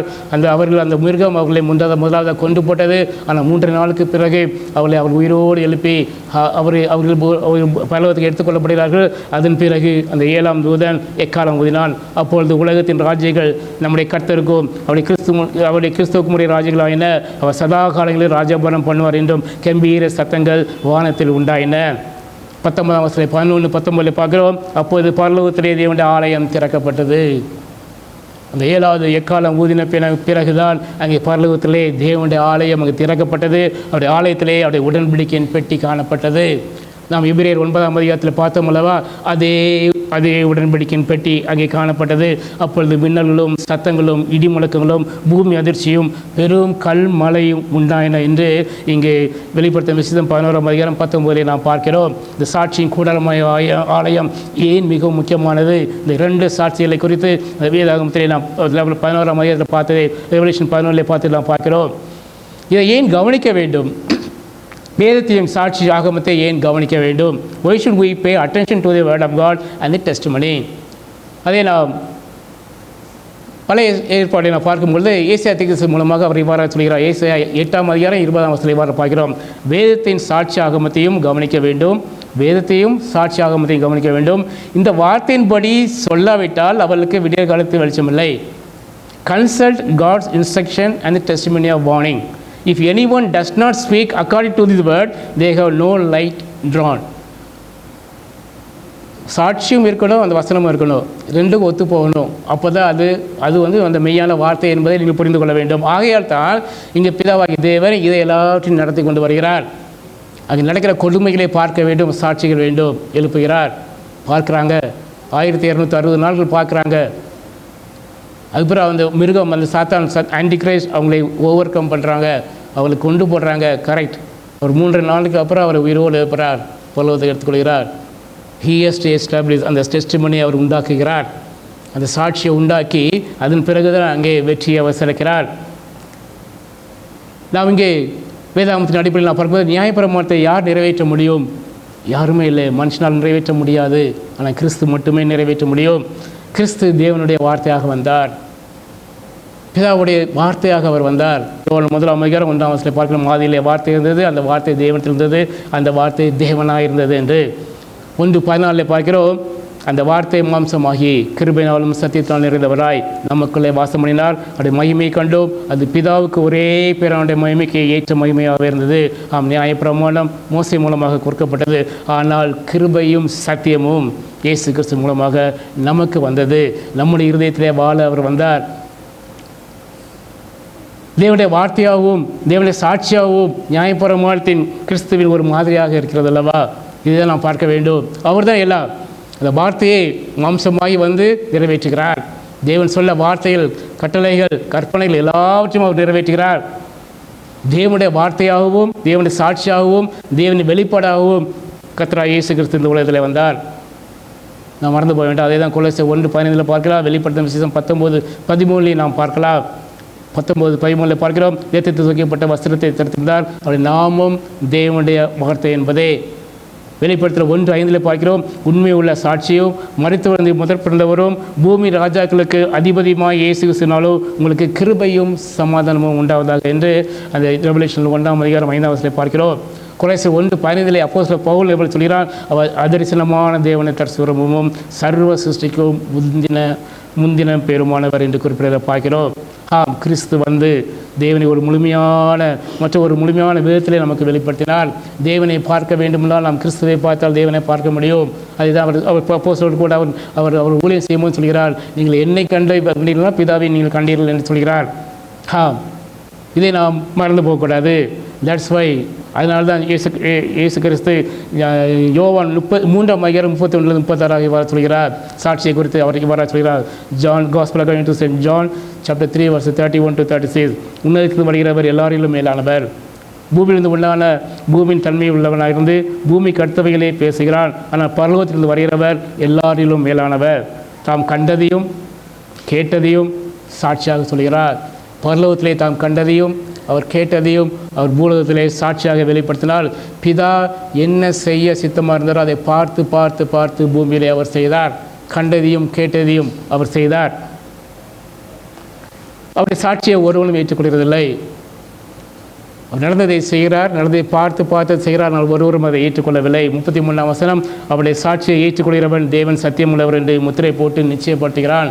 நாம் அவருடைய சத்தியங்களை அவருடைய வசனங்களை நாம் ஏற்றுக்கொண்டோமானால் அவர் தேவன் சத்தியம் உள்ளவர் என்று நாம் முத்திரை போட்டு நாம் அவரை நிச்சயப்படுத்துகிறவராக இருக்கிறோம். 34ஆம் வசனம், தேவனால் அனுப்பப்பட்டவர் தேவனுடைய வார்த்தைகளை பேசுகிறார்.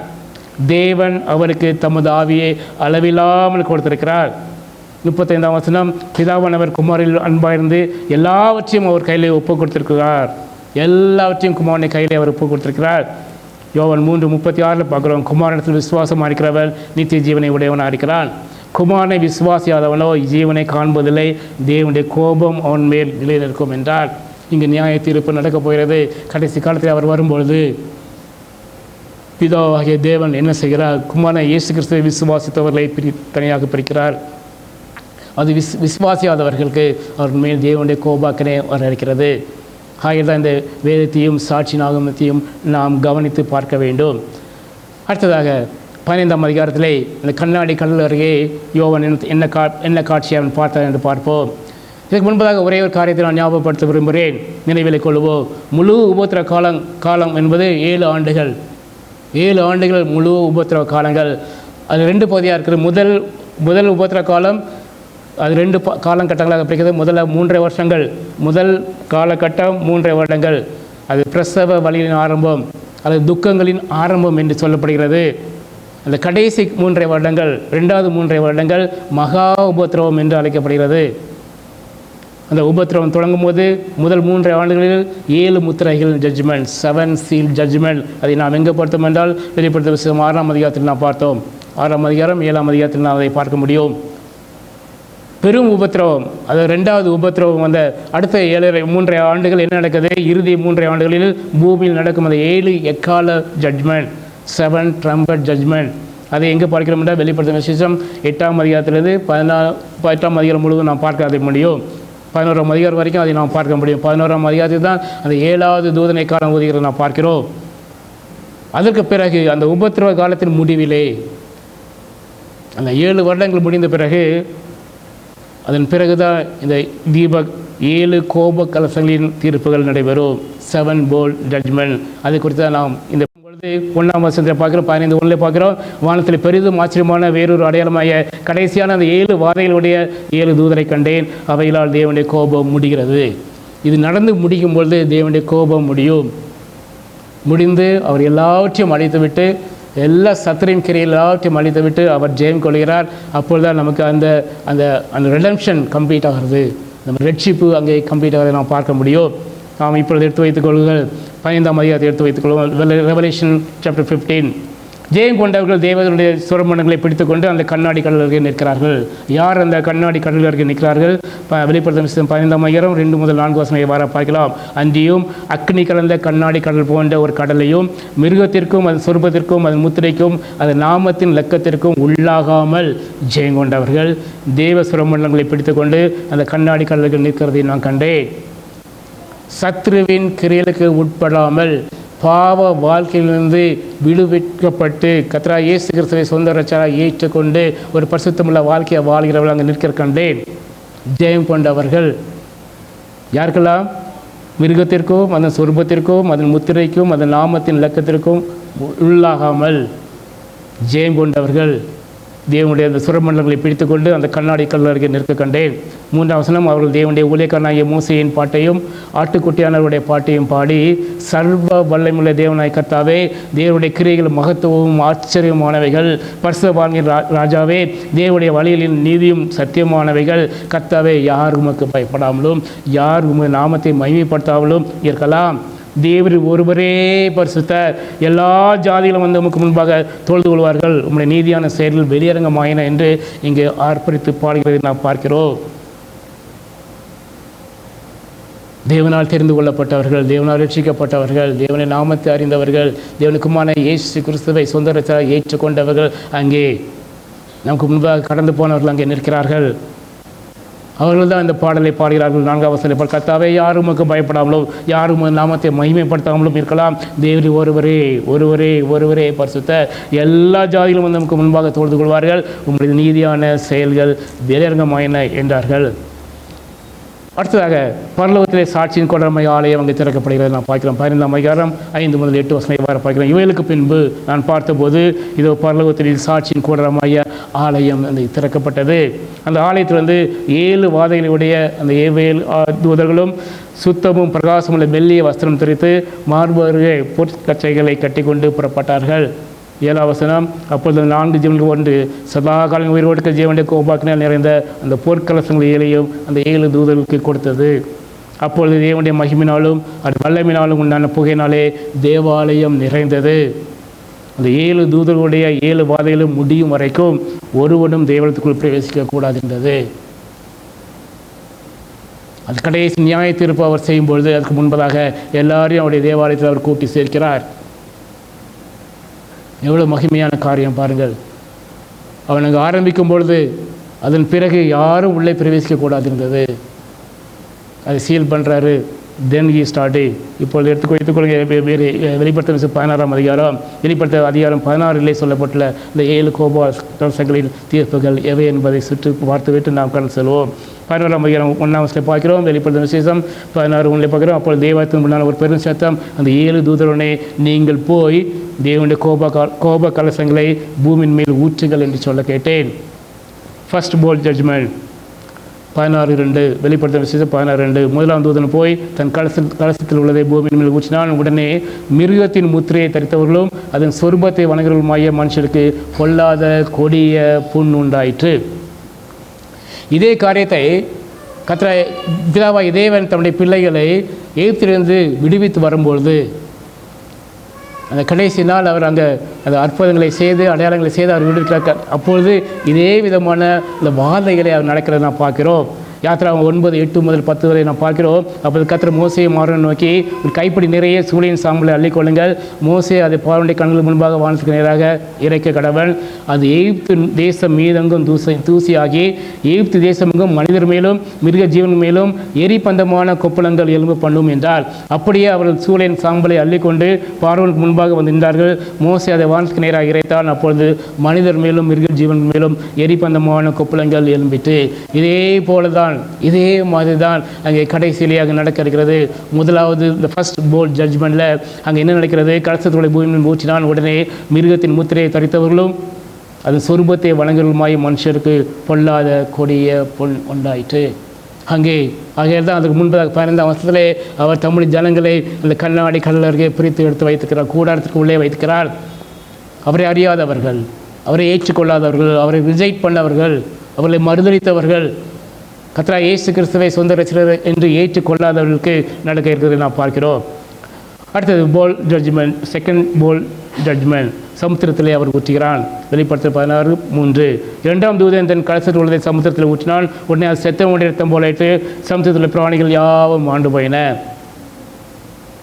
இதே தான் அதே யாத்ரா 9 பார்க்குறோம். அதே தான் இங்கே நடக்கிறது.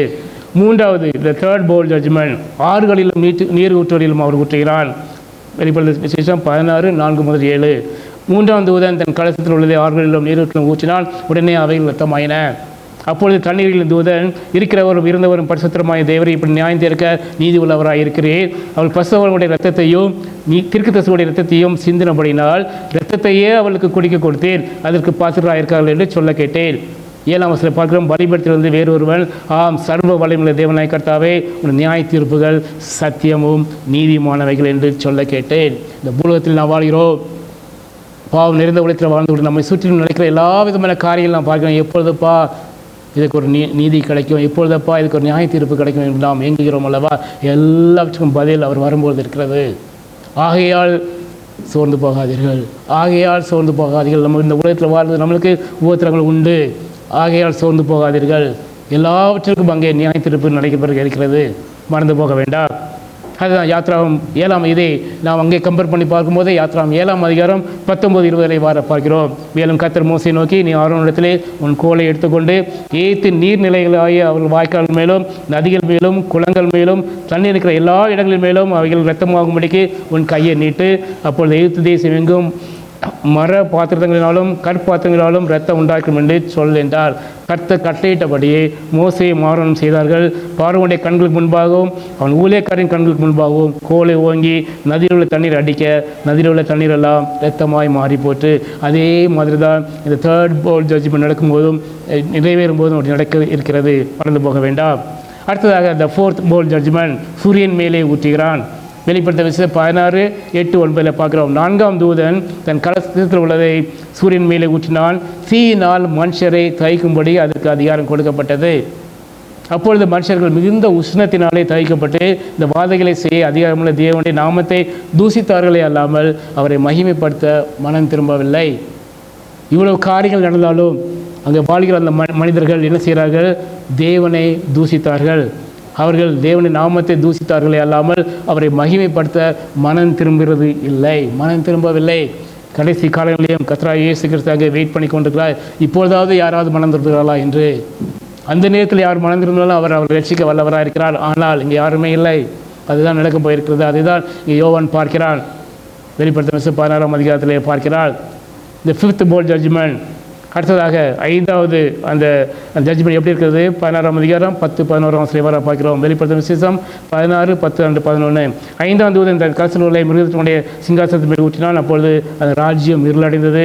அவர்கள் வருத்தத்தினாலே தங்கள் நாவுகளை கடித்து கொண்டு தங்கள் வருத்தங்களாலும் தங்கள் புண்களாலும் பரலோகத்தின் தேவனை தூசித்தார்களே அல்லாமல் தங்கள் கிரியைகளை விட்டு மனம் திரும்பவில்லை. எவ்வளவு கொடுமையான காரியங்கள் நடந்தாலும் ஒவ்வொரு ஜட்மெண்ட்லையும் நாம் பார்க்கும் பொழுது அங்கு உள்ள மனிதர்கள் வாழ்ந்த மனிதர்கள் அந்த நேரத்திலே வாழ்ந்து கொண்டிருந்த மனிதர்கள் மனம் திரும்பவில்லை, தங்களுடைய கிரியை விட்டு மனம் திரும்பவில்லை என்பதை நாம் பார்க்கிறோம். இதே தான் யாத்திராகும் 10ஆம் அதிகாரம் 21-23 வரை நாம் பார்க்கலாம். இதே விதமான காரியங்கள் அங்கே நடக்கிறத பார்க்கிறோம். அடுத்ததாக 6th bowl ஜட்ஜ்மெண்ட்டில் என்ன பார்க்குறோம்? இந்த ஐபிராத் என்னும் பெரிய நதியின் மேலே அங்கே ஊற்றுகிறான். வெளிப்படுத்த 16-12 வசனத்திலிருந்து வர பார்க்கிறோம். 6ஆம் தூதன் தன் கலசத்தில் உள்ளதை ஐபிராத் என்னும் பெரிய நதியின் மேலே ஊற்றினான். அப்பொழுது சூரியன் உதிக்கும் திசையிலிருந்து வரும் ராஜாக்களுக்கு வழி ஆயத்தமாகும்படி அந்த நதியின் தண்ணீர் வற்றி போயிற்று. வற்றி போன உடனே என்ன நடக்கிறது? எல்லா ராஜாக்களும் அதை நோக்கி வருகிறார்கள்.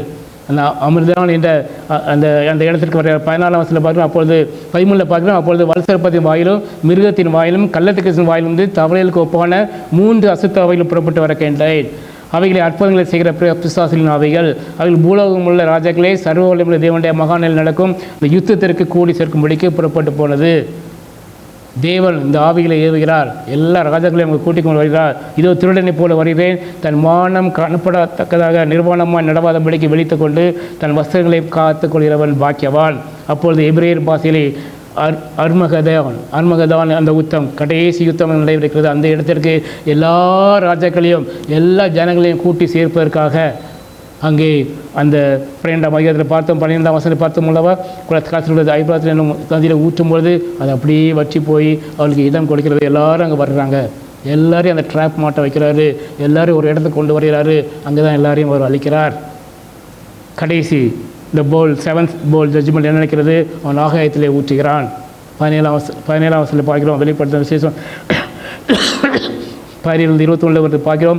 7ஆம் தூதன் தன் கலசத்தில் உள்ளதை ஆகாயத்தில் ஊற்றினான். அப்பொழுது பரலோகத்தின் ஆலயத்தில் உள்ள சிங்காசனம் வந்து ஆயிற்று என்று சொல்லிய ஒரு பெரிய சத்தம் பிறந்தது. அங்கே தேவன் கட்டளையிடுகிறார், நவ் யூ கேரி ஆன், ஆயிற்று, எல்லாம் முடிந்தது என்று சொல்கிறார். அவர் எவ்வளோ தூரம் அவர் தன்னுடைய கிருபையினாலே இரக்கத்தினாலே அவருடைய அன்பினாலே எவ்வளோ பேரை அவர் ரட்சிக்க முடியுமோ எல்லா டைமையும் கொடுத்தாச்சு, எல்லாத்தையும் பண்ணியாச்சு. ஆனாலும் யாரும் அங்கே மனம் திரும்ப இருக்க யாரும் இல்லை. அவர் தேவனை தூசித்தார்களே தவிர மனம் திரும்பவில்லை. 18ஆம் வசனம் சத்தங்களும் இடிமுழக்கங்களும் மின்னல்களும் உண்டாயின. ஆயிற்று என்ற வசனம் அந்த வார்த்தை கேட்ட உடனே அங்கு சத்தங்களும் இடி முழக்கங்களும் மின்னல்களும் உண்டாயின. பூமி மிகவும் அதிர்ந்தது. பூமியின் மேல் மனுஷர்கள் உண்டான நாள் முதற்கொண்டு அப்படிப்பட்ட ஒரு பெரிய அதிர்ச்சி உண்டானதில்லை. அப்பொழுது மகா நகரம் 3 பங்காக பிரிக்கப்பட்டது. புறஜாதிகளுடைய பட்டணங்கள் விழுந்தன. மகா பாபிலோனுக்கு தேவனுடைய உக்கிரமான அந்த கோபாக்னையான மதுவுள்ள பாத்திரத்தை கொடுக்கும்படி அது அவருக்கு முன்பாக நினைப்பூட்டப்பட்டது. இங்கே பாபிலோன் பாவத்தின் அரசியாக இங்கு சித்தரிக்கப்படுகிறது. இந்த பாபிலோன் நகரம் வேசியாக இங்கு சித்தரிக்கப்படுகிறது. எல்லா மனிதர்களையும் கெடுத்தவளாக இங்கு சித்தரிக்கப்படுகிறது. ஆக எடுத்தால் இங்கே சொல்கிற 19ஆம் வசனத்தில் அப்போது மகா நகரம் 3 பங்காக பிரிக்கப்பட்டது. புறஜாதிகளுடைய பட்டணங்கள் விழுந்தன.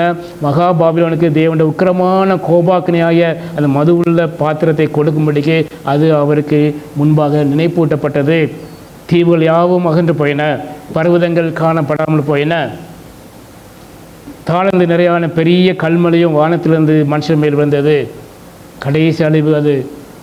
அந்த கல்மலையினால் உண்டான வாதை நிமித்தம் மனுஷர்கள் தேவனை தூஷித்தார்கள். இந்த கடைசி அழிவுகளையும் அவர்கள் தேவனை தூசித்தார்கள். அந்த வாதை மகா கொடிதாக இருந்தது. 16ஆம் அதிகாரத்தில் அந்த 7 விதமான அந்த போர்டு ஜட்ஜ்மெண்ட்டை பார்த்தோம். அதில் ஒவ்வொரு முறையும் ஒவ்வொரு ஜட்ஜ்மெண்ட் நடக்கும்பொழுதும் அங்கே மனுஷர்கள் தேவனை தூசிக்கத்தான் செய்தார்கள். யாரும் மனம் திரும்பவில்லை. இன்று தேவன் நம்மத்தை என்ன எதிர்பார்க்கிறார்? நாம் கடைசி காலத்தில் வாழ்ந்து கொண்டிருக்கிறோம். நம்முடைய வாழ்க்கையை சற்று நாம் ஆராய்ந்து பார்ப்போம். நாம் நினையாத நாளிகளே மனுஷகுமாரன் வருவார். ஆதலால் நீங்களும் ஆயத்தமாயிருங்கள். அவர் எப்பொழுது வருவார் என்று யாருக்கும் தெரியாது. பிதா ஒருவரை தவிர மனுஷகுமாரனும் அறியார் அவர் வரும் நாளிலே.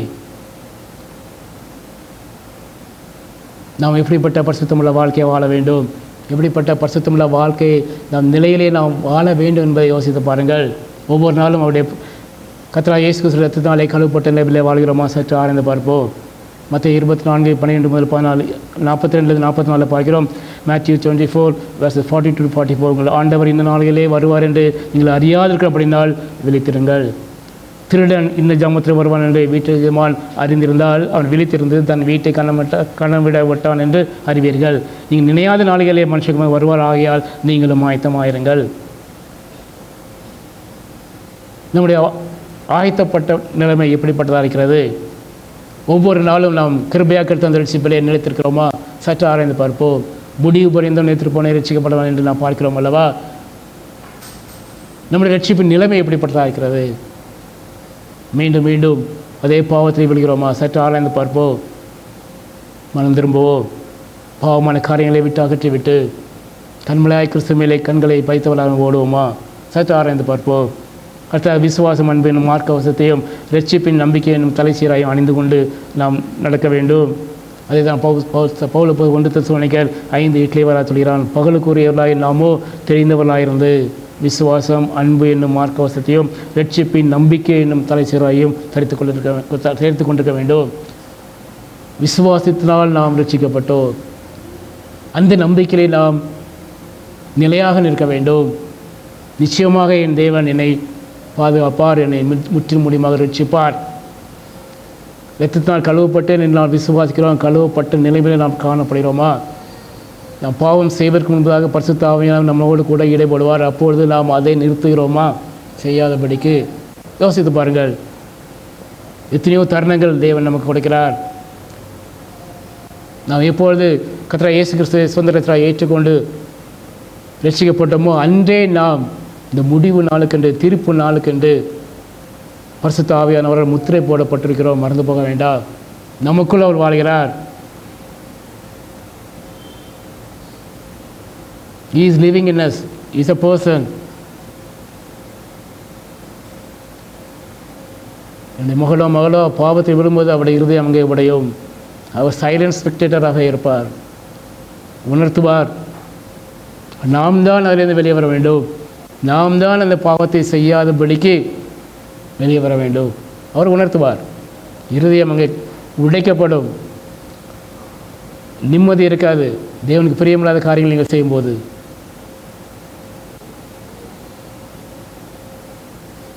ஆனாலும் செய்வீர்கள். ஏன்? Because of desires of flesh. சரீரத்தின் அந்த இச்சையினால் நீங்கள் செய்வீர்கள். சரீரம் மேற்கொள்ளும் ஆவியானவரை. ஆவியானவர் சைலண்ட் ஸ்பெக்டேட்டர் அப்படியே உட்காந்துருவார். Then he will again wait for an opportunity to lift you up. He is doing that job every day with us, within us. ஒவ்வொரு நாளும் கிறிஸ்துவை போல மாற்றிக்கொண்டே வருகிறார். ஹல்லேலூயா. ஏனென்றால் நாம் எப்பொழுது முதலாவதாக கர்த்தராகிய இயேசு கிறிஸ்துவை விசுவாசித்து சொந்த ரட்சகராக ஏற்றுக்கொண்டோமோ அன்றைக்கே நாம் அவர் முத்திரை போட்டு விட்டார். எதற்கு? மீட்பு நாளுக்கென்று. The day of redemption. கர்த்தரின் 2வது வருகை நாள் வரைக்கும் அவர் நம்மை நடத்துவார். இந்த உலகத்தை விட்டு போகிற வரைக்கும் நடத்துவார். அந்த முத்திரை போட்டவர்களை கடைசி காலத்திலே அந்த உலகத்தை விட்டு போகிறவர்களுக்கு என்ன நடக்குதுன்னு பாருங்கள். அப்பவும் நீங்கள் மீண்டும் மீண்டும் பாவத்தை விழுந்து கொண்டே இருந்தீங்களா? உங்களை ஒரு சைடில் அப்படியே கொண்டு வந்து he will put you one trap there where you will realize. உங்களுடைய இருதயம் அவரை நோக்கி பார்க்க அவர் கிருபை செய்து அவர் மன்னித்து பரிசுத்தம் பண்ணி எடுத்துக்கொள்வார். That's what happening for each and every individual. மறந்து போகாதீர்கள். ஒருவரையும் அவர் தப்ப விடார். He is longing for us. திரும்ப வரும்போது அவர் உற்சாகப்படுத்துவார். திரும்பி வரும்போது அந்த ரிப்பண்டிங் ஹார்ட்டை கொடுப்பார். எஸ் பா மன்னிங்கன்னு சொல்லும்போது அவர் மன்னித்து உங்களை எடுப்பார். ரத்தத்தினால் கழுவுவார். அந்த விசுவாசத்தில் நீங்கள் நடங்கள். அந்த விசுவாசத்தை நீங்கள் நடங்கள். அதே தான் தெசலோனிக்கேயர் 1:5-8 பார்க்கலாம். பகலுக்குரியவர்களாக நாமோ தெரிந்தவர்களாக இருந்து விசுவாசம், அன்பு என்னும் மார்க்கவசத்தையும் ரட்சிப்பின் நம்பிக்கை என்னும் அந்த தலைச்சீராவையும் தரித்து கொண்டிருக்க கடவோ. இந்த ஓட்டத்திலே, இந்த விசுவாச ஓட்டத்திலே அநேக பாடுகள் உண்டு, டெம்டேஷன்ஸ் உண்டு, தடுமாற்றங்கள் உண்டு, சறுக்கி விடுகிறது உண்டு. ஆனாலும் உங்களுடைய விசுவாசம் எப்படி இருக்கிறது? மீண்டும் are you coming up again? Are you bouncing back again? Check yourself. எப்பொழுதுதான் பவுன்ஸ் பேக் பண்ணுறீங்களோ அப்படி ஆவியானவர் உங்களை எடுத்து நடத்துவார். உங்களை குறித்து தேவன் பெரிய திட்டத்தை வைத்திருக்கிறார். அந்த திட்டம் நிறைவேற்றுவதற்கு இங்கே டைம் எக்ஸ்டென்ஷன் ஆகிட்டே இருக்கும். பாவத்தை விடும்போதெல்லாம் அவர் நினச்சிட்டு இருக்கு பாரு, அப்போ பார்த்து you are not prepared. Then again he weights, it delays, his plans are getting delayed and again he does, but he does his job. அவர் தெரியும், அவர் செய்ய நினைத்தது ஒருபோதும் தடைபெறாது. அதற்கு ஏற்றவாறு உங்களை அப்படியே கொண்டு வந்து உருவாக்கி நடத்துவார். உங்கள் மூலமாக ஒரு பெரிய கூட்டத்தை அவர் பக்கத்தில் கொண்டு வர வேண்டும் என்ற ஒரு திட்டமாக இருக்கலாம், நமக்கு தெரியாது. நடத்துவார். எத்தனையோ சாட்சிகள் உண்டு. டெத் பெட்டில் இருந்து தூக்குவார், தூக்கி எடுத்து சாட்சியாக நிறுத்தி அதுக்கப்புறம் அவங்க ஊழியத்தில் ஆரம்பிப்பாங்க. எத்தனையோ சாட்சிகள் நீங்கள் பார்க்க, அவருடைய காரியத்தை அவர் செய்து முடிப்பார். இதுதான் நடக்கும். அதுக்கு நாம் ஆயத்தமாக இருக்கிறோமா? சற்று ஆழ்ந்து பார்ப்போம்.